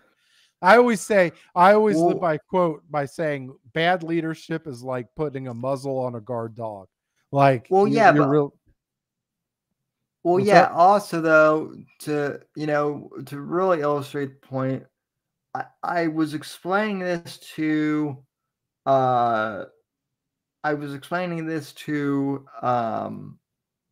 friend of mine who granted isn't very political, but he's into like football, right? So I was explaining the situation with Afghanistan, and I said, okay, the situation with Afghanistan is basically if you take the Tampa Bay Buccaneers with Tom Brady, or the New England Patriots in their prime, and you put them up against like a Pop Warner, little, like a kids junior high, football team, and the Pop Warner team beats the New England Patriots, I said that's basically what happened with Afghanistan. Mm-hmm. There should have been no way that we gave up that much ground to junior varsity, which is what the jihadists basically are. But we did somehow, and it was all because of Biden's terrible leadership. Yep. And I think I don't want to say if, I'm like, when Russia does claim their territory, I think they're looking to, first off, Ukrainians should have taken the original deal that the Russians gave them, which was the Donbass, recognizing the Donbass as independent, recognizing Crimea as Russian, never joining the EU or NATO, and that's it. Those were the terms of the initial agreement. They should have taken that fucking agreement, because now Russia's going to get their fucking pound of flesh. They're already going to get the Donbass, but now they're getting Kharkiv, they're getting Zaporozhye, they're getting Kherson, they're probably getting Odessa too, and it's going to be bad. Like, if they get Odessa, if the Russians get Odessa, then that leaves the rest of Ukraine as being landlocked, and they're fucked after that. Um, I don't. But anyway, if that happens, I would have to say that should rank Joe Biden as maybe the worst president in United States history, because I don't think any president has been this bad from a foreign policy standpoint. Like there's no, I don't think any president was even close to this bad. I mean, that's kind of saying something, because like because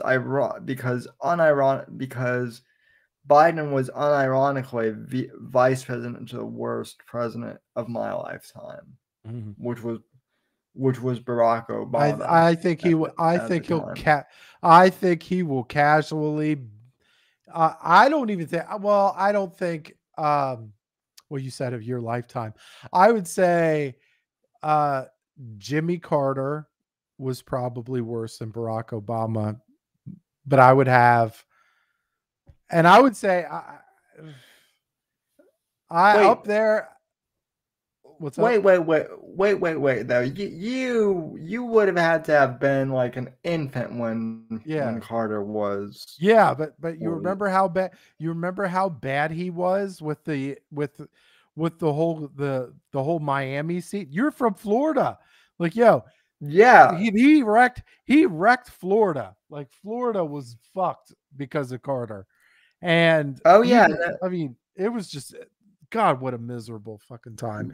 The inflation was out of control. The foreign policy was out of control. But at least Jimmy Carter didn't fuck up at two places, two military conflicts. He didn't fuck up two conflicts like Joe Biden will do. Yeah. Well, guaranteed. Trump does not. There's no way that this Russia-Ukraine conflict happens with Trump in office. No fucking way. Oh no. See, the thing that people don't realize about Trump. I mean, obviously you do and I do, but a lot of people thought that that Trump was kissing Putin's ass. No, he wasn't kissing Putin's ass. He was recognizing strong leadership, which is what you have to do. Just because you don't like someone doesn't mean you can't recognize that they have strong qualities. Well, here's another thing. Here's another thing to keep in mind too. But you're right. You are right about that one. Trump had a good relationship with Saudi Arabia. He had a good relationship with Israel. He had a good relationship with all these other countries that Biden seemed to have pissed off, right? You need it. If Joe Biden pissed off Saudi Arabia with the whole fucking Khashoggi thing, or the Jamal Khashoggi thing. Yeah. That bit him in the ass. Because if all they would have needed to do, all any leader would have needed to do was say, okay, Saudi Arabia, we need you to pump more oil. Do you think you could do that for us? They would have done that easily under Trump. Easily under Trump. And then Russia would have been fucked if they would have produced, if Saudi Arabia would have produced produced more oil, it would have tanked the fucking barrel of oil for Russia, and it would have essentially tanked their army in addition to the sanctions. But because Saudi Arabia basically told Biden to go fuck himself, now the prices of oil jumped through the roof, and now Russia is actually making more money than they ever have. So right away. Well, and that's just one thing. Well, again, it's Biden's mental competency that is being called into question here. And I mean, I feel like I say this every week, and I know people are sick and tired of me saying that Biden has dementia. But when I say that Biden has dementia, I literally mean he has dementia, and it's causing, look, whether we want to admit it as people or not that he has dementia, our allies abroad know it, and our enemies certainly do, and they're taking full-on advantage of the fact that he has no idea where he is half the time. They don't respect him. Yeah. Let's see here. You know? Oh, totally. It's just it's amazing to me how how little these people actually understand the fucking political climate of what they're talking about. Just so bad. Yeah. It's so bad. They don't just so like they don't know or they don't care. Probably a mixture of both. But I mean, it's like I said, half the people half the people on Twitter who are, blue check marks, who are journalists, quote unquote, don't know shit. Like they were, like I said earlier, like like a lot of media outlets were reporting incorrectly that this was an outright ban on abortion, and it's not. So yeah, that's fucking. It's well, this it's is what they're all doing. This is what they did. This is part of the whole psyop thing, and a lot of this is basically the intelligence community weaponizing themselves against the people.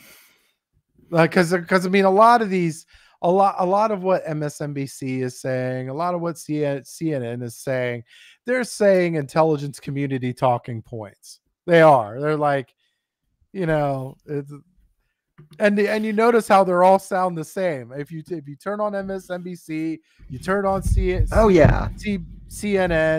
you turn on ABC News, you turn on all these things. It's like it's all the same shit. It's all like you watch one network, you watch them all basically.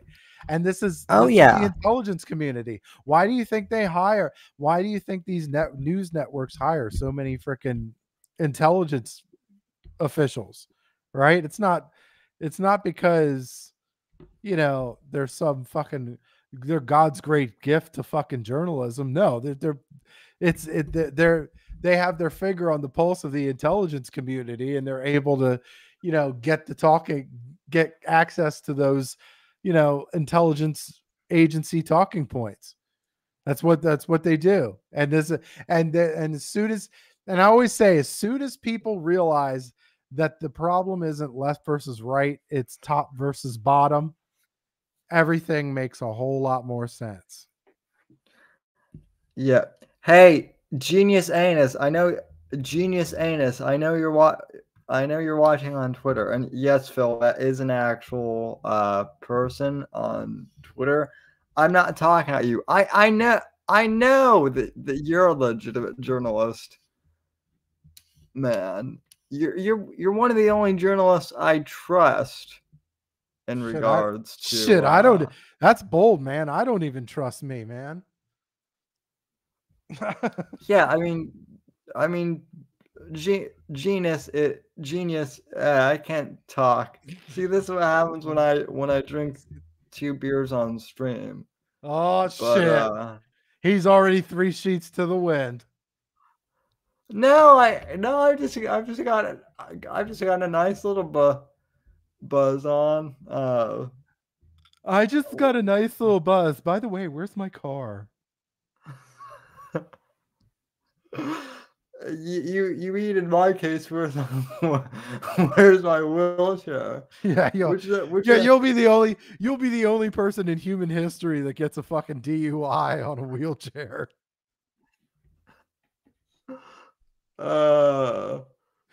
Champion of the world. Don't take that. Don't run from it. Okay, that's some champion of the world type shit. Okay, champion of the world. Well, the internet would love to see that probably, but no, Genius Anus. I know you're legit, and that's the problem. It's like look. So a lot of these silly journalists, have like weird nicknames and avatars like Genius Anus on Twitter. They're more legitimate as like actual journalists than fucking, Fox or MSNBC. Either of them are. Well, I mean, it's not journalism. Like it's not real journalism. It's again, you're talking about they're more controlling a narrative than actually doing legitimate journalism. And I prefer listening to independent journalists. I do. I so much, because at least I know that they're they've done some research to whatever it is they came up with. Like even if I don't necessarily agree with it, like I'll listen to fucking Aaron Mate or what is it? Max Blumenthal or some of those people that I don't agree with all the time, but I certainly understand what they're getting at, like how they got to where they got to, and I respect the hard work that they do. No, I mean, and I don't agree with them all the time, but at least and keep in mind, and this is compared to, and keep in mind, this is extremely low bar, but yeah, and when you compare them to like CNN or MSNBC or some of these other cats, it's like, they are and so they are better than them. I'm not saying that I agree with them. Like in a lot of cases, I don't agree with them. But then there's, other times that I do. Like, I think it's fucked up that they're going after Julian Assange. I hate that shit. I'm like, Jesus Christ. If that should terrify any independent journalist out there. It's ridiculous. It's a bit ridiculous when Pamela Anderson, of all people, is sticking up for Julian Assange's. I mean, listen. She went up in my book. Yeah. So, good for her. But also, like, come on, news media, you're getting outdone by Pamela Anderson. So, Yeah, it's amazing how low they've gotten. Like just how low they've gotten. And it just doesn't appear like there's any end in sight. Like, because the business model really has changed for them. It's like in the old days, if they fucked up this bad, then their ratings would take a tank, and then their money would hit, and then it would be bad. Like it'd be like they'd be fucked. But now there's subsidies of like a much larger corporation, so now they're able to put up with, they're able to do whatever and not have to worry about, the bad ratings or whatever. And so, I mean, that part kind of, I don't want to say scares me, but it's just like that they don't follow the standard business model, because if they did, CNN Plus would still exist, right? Oh yeah, I forgot all about that. So did everybody. Look, so did everybody else. Everybody else forgot about CNN Plus as well. Although to be fair, Curry Lake had a real funny joke with the fucking CNN reporter, right?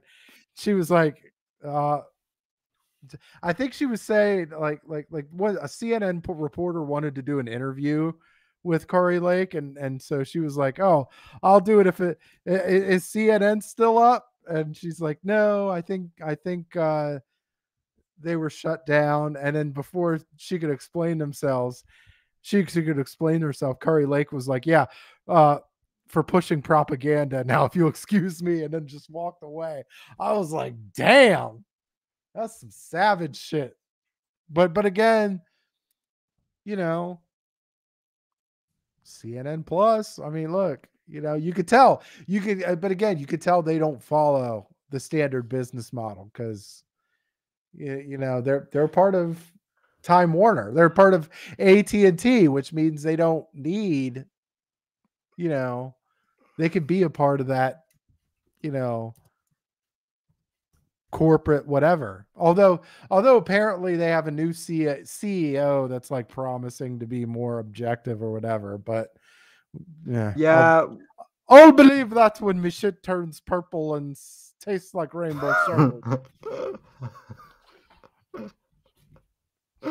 Wait, what? I wasn't gonna go that far. I was just gonna say, I will, you know, I'll believe that the CNN is a legit organization when Jen and Jameson agrees to fuck me. You know, and hell, that'll probably not even happen before you know, CNN goes legit. I mean, you know, she might think your wheelchair sexy. I mean, you never know. You never know. You got to put yourself out there and say the worst she could tell you is no. That's the thing. That's the key to happiness, right? You got to put it out there. Well, yes, but also as Nick DiPaolo rightly points out, 3 no's equals yes. Yeah, the Family Guy thing. Yes, 50 no's and a yes means yes. Well, yeah, it's just fucking. I don't. I love Family Guy. Oh God. Well, I just love Sean. I just love Sean Connery. So,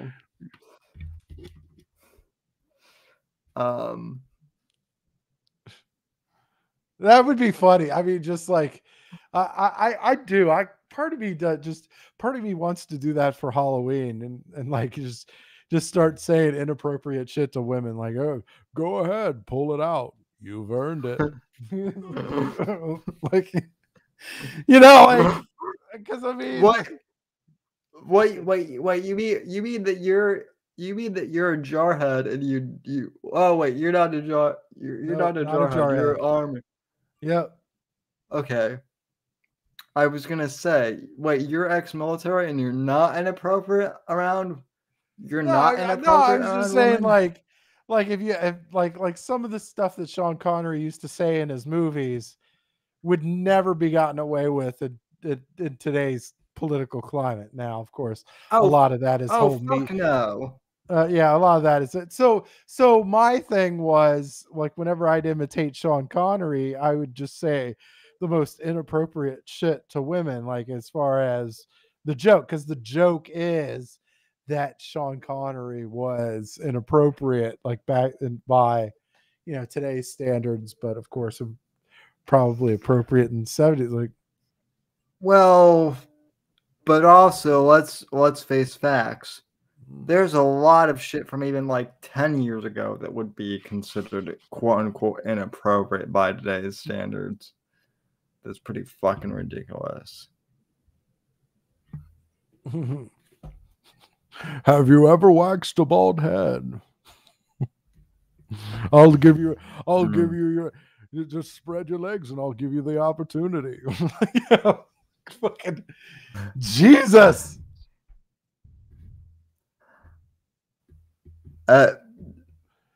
You said that you thought, you know, women just needed a nice slap to be in order. Yes, and I haven't changed my mind since then. Look, sometimes you just need a warm beer, and you know, if they don't give you that warm beer, sometimes you gotta just do the 5-finger swing, you know. Yeah, like it's fucking, it's funny, but like I don't know. I would make fun of I would make fun of Australians, which is like really fucked up of me because they were like notorious. Australian men used to be notoriously bad, like as a stereotype, they were like notoriously bad for like how they treat their women. So I was like, it was like, how the Australians are chivalrous, right? It's like they'll be like, "You go get my beer, and I won't punch you in the face." How about it? Like, I don't know. It's I'd used to piss off a lot of people with that line. And I would do that because there was a lot. Because when I was stationed in Hawaii, we used to have a lot of Australians that would come down. It's like, and I would say it like right in front of them too. It'd be like, "Oh shit." And I would be like, and I would say I would have a couple in me, and the filter would be whatever filter I didn't have was just gone, and it'd be like, and Yeah, I know. I would flirt with the missus like right in front of them, and I'd be like, "Look, does he hit you? Blink twice for yes and one for no." Like, he's like, "Go on, get out of here."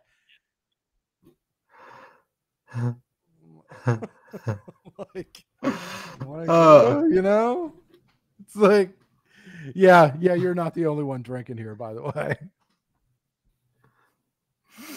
Oh God, no, Genius Anus, I am not that bad. I'm not Ethan Ralph, okay? I do not need to chloroform girls to get yeah. Does this smell like chloroform to you? Yep. It's beautiful. It's beautiful. Now, it's oh, you're pregnant, huh?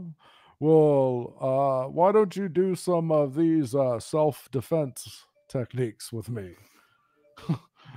Where you'll defend yourself you'll defend yourself against my punch in the gut repeatedly. Oh, now see that's dark even for this show. yeah. But you know what? But Sam, you're pro-life. Doesn't mean we can't make dark jokes. It's still funny. It's still funny. And yes, condoms still suck. I'm sorry. They're like the worst. They're like the worst invention ever. Like, yeah, that's like they're the worst invention ever. Like you can't feel shit. Like, I don't care how thin they are. It's like the worst feeling of all time. Like you're like, yeah. It's like you're fucking a rubber tube. Like, what the fuck is that shit? Like, just like how am I supposed to get off on this shit? Well, that's kind of the point, though. You're not. I think that is kind of the point of it's like, oh, I could wear a diaphragm. Like, no, that's even worse. No, this, you gotta play that risk. You got to be a risk taker. All right. bareback, pull out and hope to God it's all good. Yeah. Which is why I don't date Catholic girls, because believe it or not, they have taken many a penance for the shit that they've done. Well, that's what I was gonna say is, anytime a Catholic girl says that she's a quote unquote good girl, run the other fucking way, because it's the exact opposite in my experience. Except I can't run because I'm in a wheelchair, so I end up getting trapped by them, and then horrible things happen to me, and I don't like to talk about it. Okay, I don't like to talk about it, but Kidding. You know what? Kidding. Kidding. A Catholic girl did not rape me. But You know what? You know what? I know I'm like real off topic. You know what?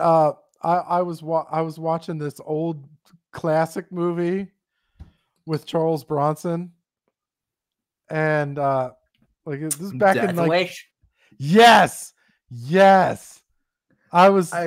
I fucking love Death Wish. Oh my god, I fucking loved it. That was the first time I ever seen it, man.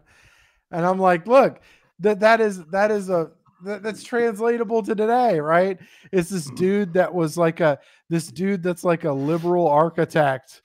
That something bad happened to him in the city, and then he turns into some fucking like hitman, like. Dude, he ends up turning into like this red-pilled fucking hitman. Like, oh my god, it's incredible.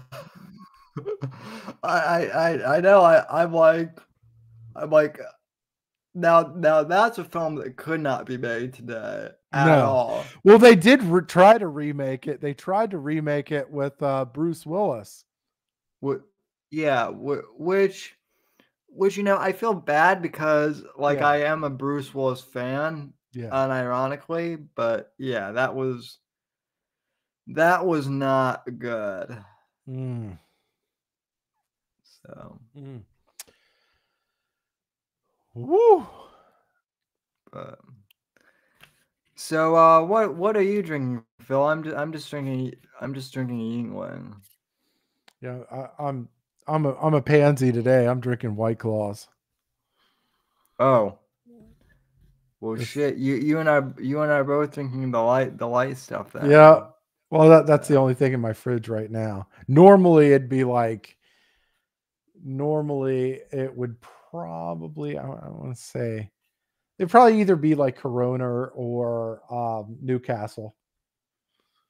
Corona or Newcastle.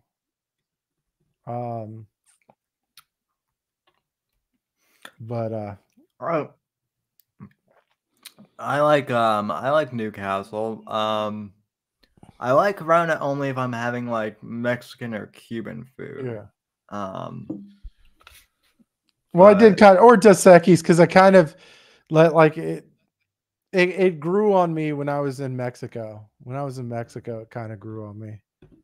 Really? It was really fucking cheap down there, like really cheap.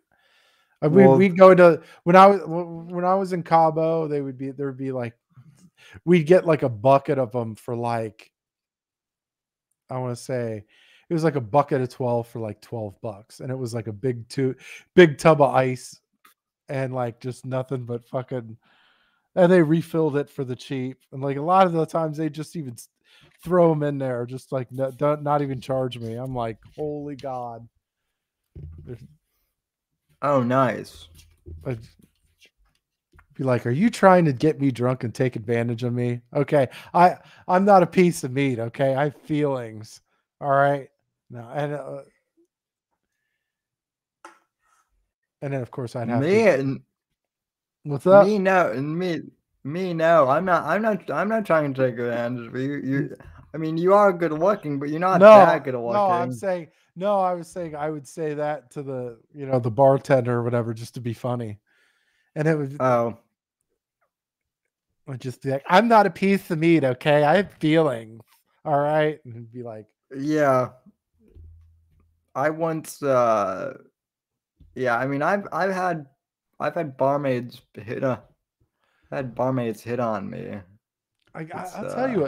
I'll tell you what, one thing about Mexican girls is their eyes. Like their eyes are fucking awesome. Oh, they got like that light brown, but then they got the dark brown surroundings to them. Like, or it's like a fade, but it's like, it's, oh my God. It's so attractive. It's so hot. It is so fucking hot. It's the crazy eyes. That's what it is. No, blue eyes are the crazy eyes. That's like the fucking Nordic eyes that are like, yeah, you better run for the hills. Those Amber Heard eyes, like get the fuck out of get out of there. Yeah, well, I mean, She will shit the and bed. She will shit the bed, literally. She and Ethan Ralph need to get together. They would be big. You know what? That's not the first time. You know the fucked up part is that's not the first time that I've heard of a girl shitting on a bed. That's the fucked up part. Like I heard Amber Heard did that shit. Everybody else was cracking jokes on Twitter. Me, I was like, oh, I've heard that before a couple times already, actually. Well, Some women just love doing it. I don't know what the fuck is wrong. Like it was, what the fuck, man? Well, Phil, you're from the military, so you obviously have a ton of fucked up stories. I mean, listen, you once told me and Sean about one of your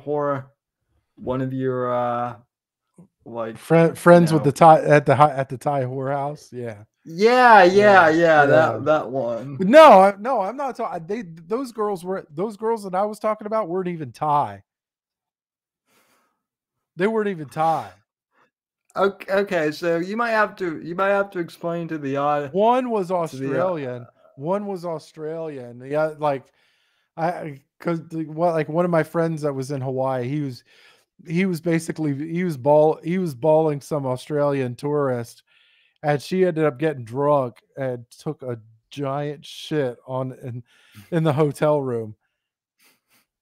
And like no, because like we went to because like we were both seeing chicks and we both had separate hotel rooms. So I went next door because we were about to go to the beach or whatever, and I'm like, what the fuck is that smell? And then so I look at the and I look at it's like this big fucking Hershey swirl full of fucking dookie. I'm like, what the fuck is this shit? And then my friend was right behind. He's like, oh, what the fuck is that shit? I'm like, me, I had to joke. I'm like, come on now. If you were gonna shit on the bed, at least fucking eat something decent. Damn. No, and oh my god. Yeah. So instead we ran for the hills. That was like, no, we weren't spending that fucking people. Well, yeah, that's probably a smart move. That's probably a smart move. You want to know the really messed up thing is I know a few guys who are like, yeah, Amber Heard is crazy, but I'd still bang her, and I'm like, nah, we can't be friends anymore. Wow. Never underestimate the desperation of an incel, grasshopper. Yeah, well, I mean, I do feel like that term gets like overused a little bit, but I don't know. Yeah, it does. It does, but in this case, that's the only way that I can effectively push my joke across. Yeah, I just that whole thing was crazy to watch. Mm-hmm. So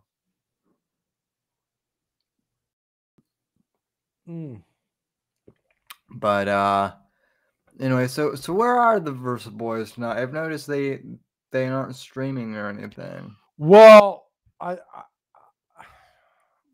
we're supposed to do something, but like I think Sean had other obligations as far as work goes. So yeah, it's all right. I kind of really just wanted to come here this week anyway, just because one, there was good subjects that we could talk about, and then two, it's always fun to talk about wrestling. Like it's just fun. Well, yeah, and my stream is also better too. I mean, I mean, It's okay. It's okay. I mean, I don't know because they're playing video games over there, so that's fucking that's kind of cool. So It is, but like I'd like to see Sean's face every once in a while. it, You know yeah, but I mean, the nobody gives a shit. Like, I mean, that, like the dare, dude, you're not gonna want to see my old ass face. I mean, that's like terrifying.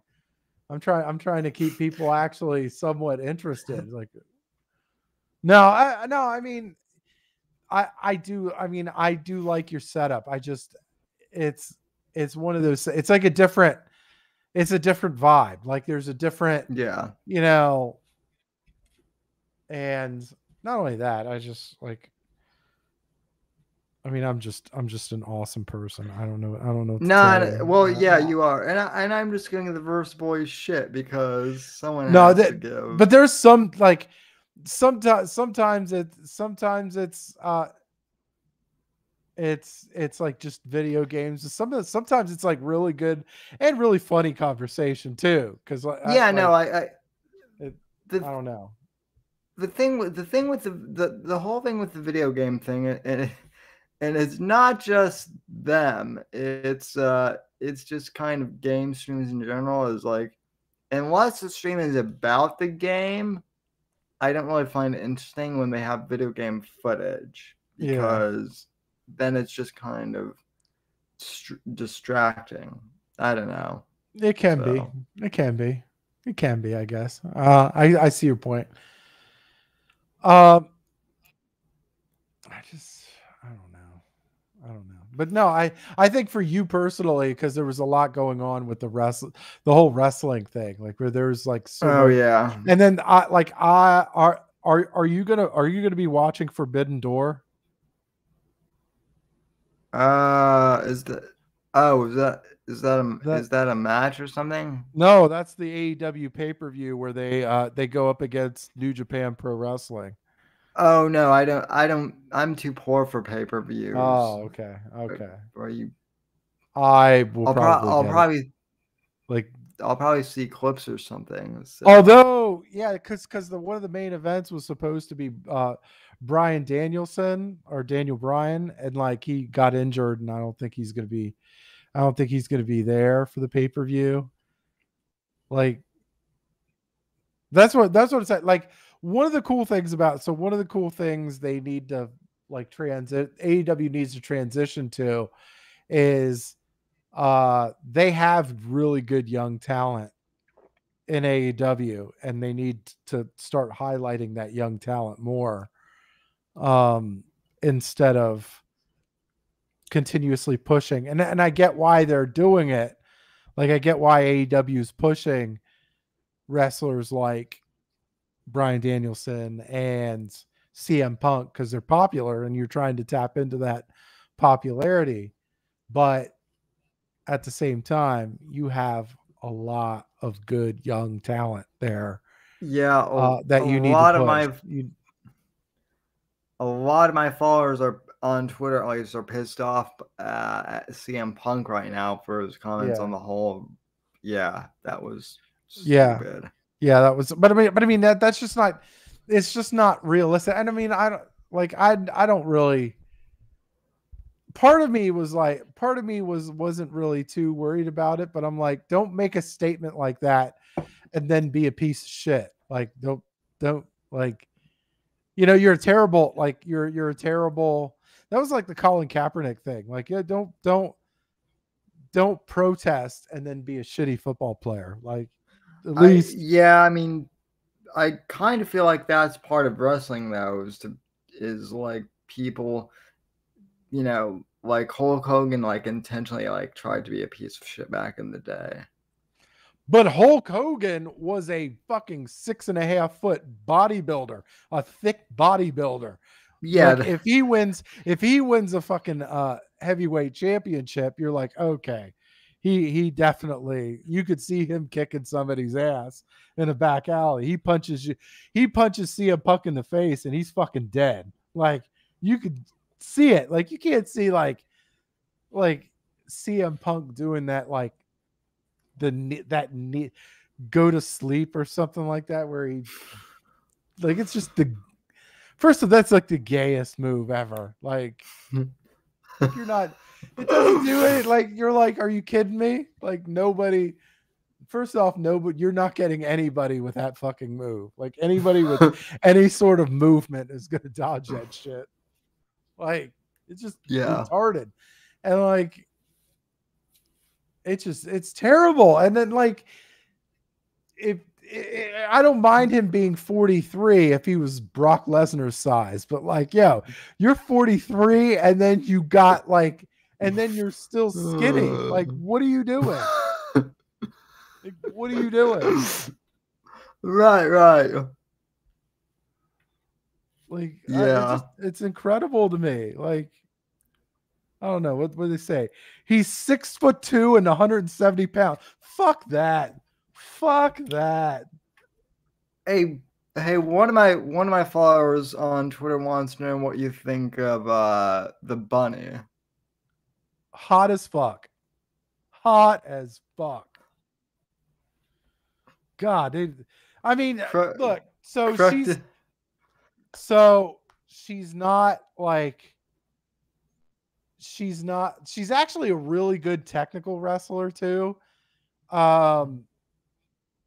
But didn't she I want to say didn't she work out didn't she train with the Heart Dungeon or some shit?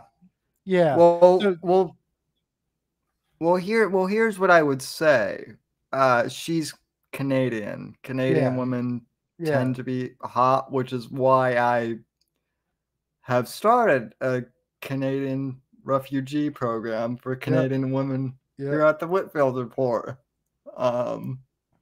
So we are accepting Canadian refugee women here. Yeah. With that being said, she is hot and granted, she's better than Scarlett Bordeaux. I hate to say it. Oh, I mean, that's Did she? Speaking of Scarlett Bordeaux, like there was like Twitter footage of her apparently beating somebody with a sex toy or something like that in the ring. Like I'm like, are you serious? Like, yo, it was like I think it was like this big dildo or something like that. You got to see it on Twitter. It's like I'm like I can't even believe like this is how it ends, right? Like you lose your job at freaking WWE and this is how it ends up. Like, come on. Well, to be fair though, like her whole entire gimmick, and this is how I know I'm old because both her and Carmella, I mean, let's be honest.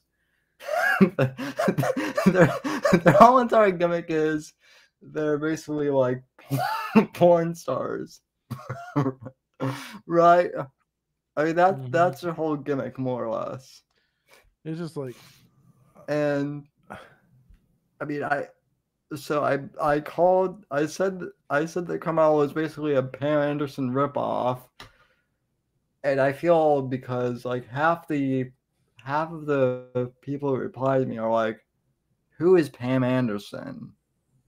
Right, and I don't know if they're trolling or if they're legit. But then the other half was like, No, she's not. She like the last few times I've seen her on Carmella on WWE, she has she cakes on her makeup real fucking thick, like it's real bad. It just feels like a porn star kind of makeup job, like now of course I have a really large TV and it's like the resolution is fucking awesome, but still like it's just like I look at it like, oh, I don't know, maybe dim down the resolution a little bit because I don't know, I just like because well, I mean she is getting a little older too, and I'm sure she's I heard she's like into freaky shit too, like golden showers or something like that. There was like an interview of her. I don't know, whatever. Anyway, it's like odd, like very odd. That would not surprise me. I mean, I don't know. Teach it different strokes for different folks, you know. But no, like, or like, here's my thing. Okay, so here I got to ask a question for you here. So do you believe that so you know that Sasha Banks and Naomi are, I guess, no longer part of the company, or at least Sasha Banks is not a part of the company. But I don't think anybody's mentioned anything about Naomi yet, or Trinity Fatu, like her name. But like, if do you think it's a work, or do you think it's a like actual legit? That's one of those things where it could be either or. I mean, part of me hopes it's for real because I honestly don't like Sasha Banks. Yeah, I think she's a bit. I just think she's a bit overrated. So, and plus, she's like a I hate to diva. say, She's like a diva, but she's not hot enough to be a diva. Like, you know, one of those well, things where, like, not a diva, like diva, not like a diva. right. Like, you know, there are hotter women than her in the WWE that don't act like a diva, like that don't have that, Right. don't have that. Like, I don't know. Well, my whole thing with her is, and I've gotten a load of crap for this, but it's like you're related to Snoop Dogg, so do you really need the money, or like, or is this just like I feel like part of it is nepotism, Well, no, maybe. she did have an issue. There was the she had needed to take a break because she felt like she didn't have passion for the WWE anymore. Like, there was like I was watching a documentary too, where she, like, there was a period of time where she had to step away from the business to see if she truly wanted it or whatever, wanted to be a part of the business or whatever. And I'm like, okay, that's kind of odd. Cause like most wrestlers are like, dude, we live for this shit. Like, which is like, Right. it's a very, like, Yeah. if they take a step out of the ring, normally it's like health related, or there's like a rehab, or Yeah. they got into trouble, or there's some sort of extenuating circumstance. So I was like, when I heard that, I was like, is she really going to be here long term? I don't know. I think there's, and then of course Yeah. she had that acting gig with the whole the Mandalorian too, which I'm like, I don't know. When was she in The Mandalorian? I don't She remember was in that. for like an episode or two. But she was starring under her real name, Mercedes Fernando or Oh. whatever. Yeah.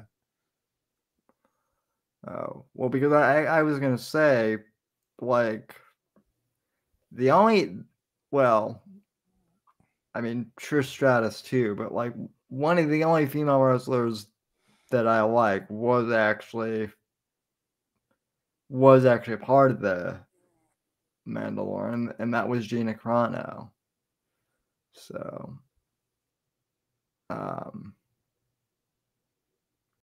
and shit, I forgot my point with that, but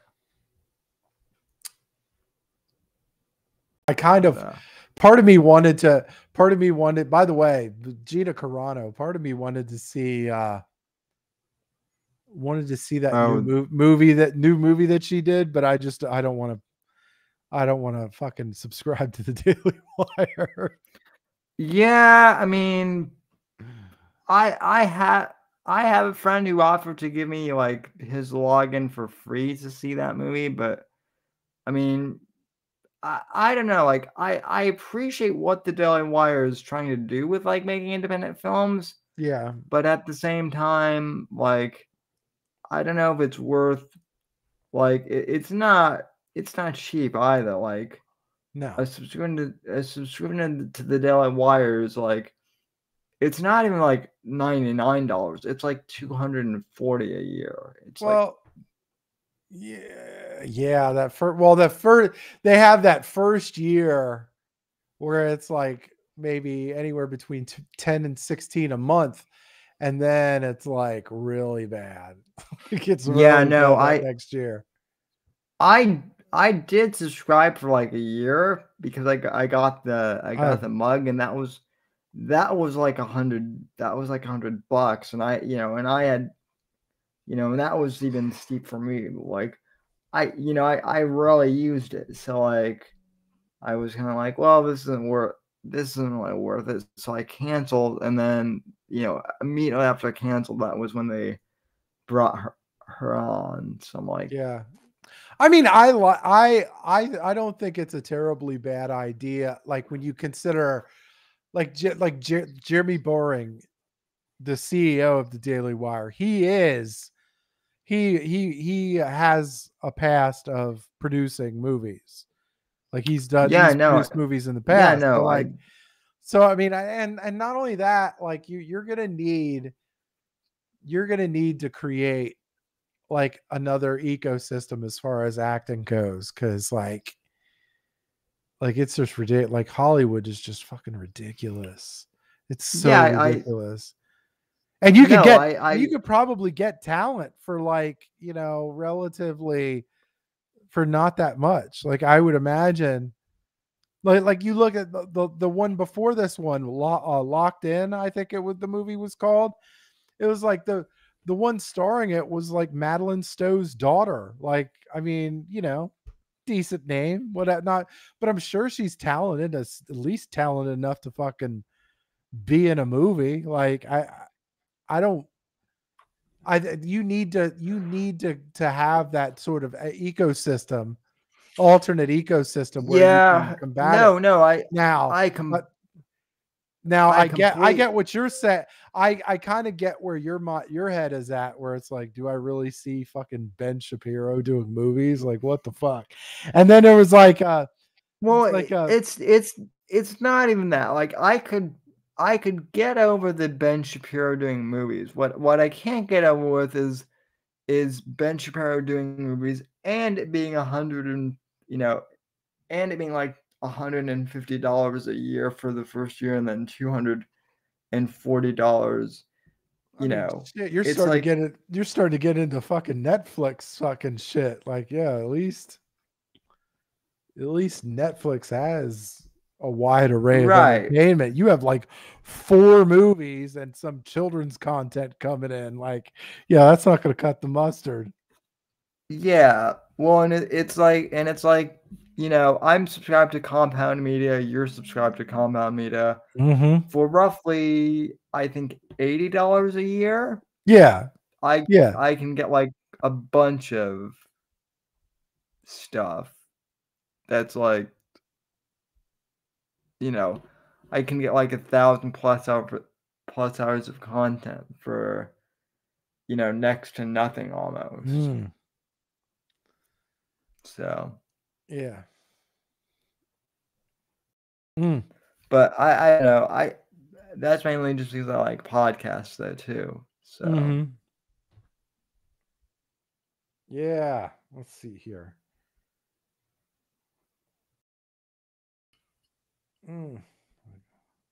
So and also because I have people, and also because I follow people, and I know some people who actually appear on Compound every once in a while. So yeah.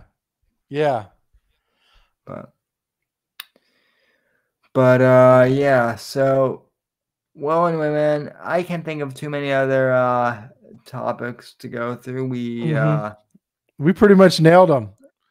Yeah. I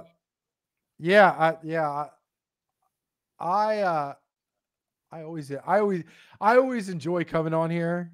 I know some of these people don't like me. Yeah, some of your guests don't fucking like me. I don't know what it is, but like yeah. What he needs to be more. He needs to be more interesting. Oh my god, I know.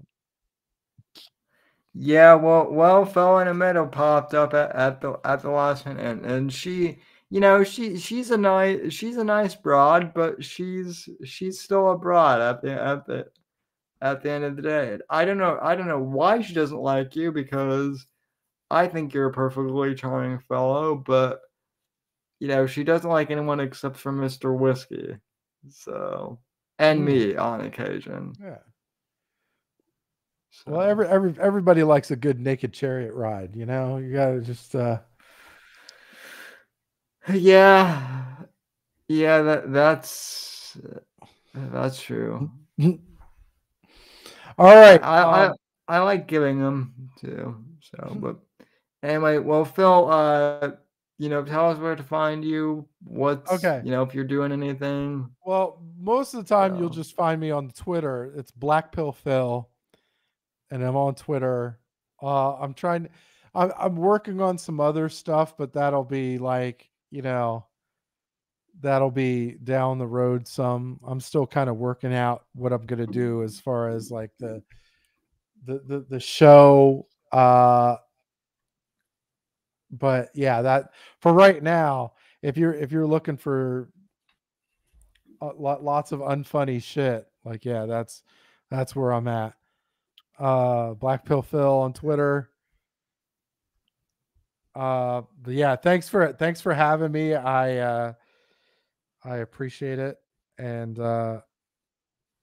likewise, thanks for coming on, especially since I guess Apex, he got sick or something when he got home, or probably he got stoned when he got home. It's more like it. I'm thinking, but well, anyway, hope he's better. And yeah, y'all have a good one. But I appreciate you sitting in. Y'all have a good one in the crowd. Okay, I know even the ones that don't like me. Look, hey, I like you anyway. So what? And listen, Phil is the type that grows on you. You will like him eventually. I'm an acquired taste, like beer or pussy. Anyway, y'all have a good one. All right, folks, we'll be back next week, or hopefully maybe earlier this week. So earlier this coming week. But thanks for tuning in, and we'll see you down the road. So thanks everyone for tuning in, and from all of us here at NDC Studios, yeah, have a good evening and rest of your week. Adios, folks.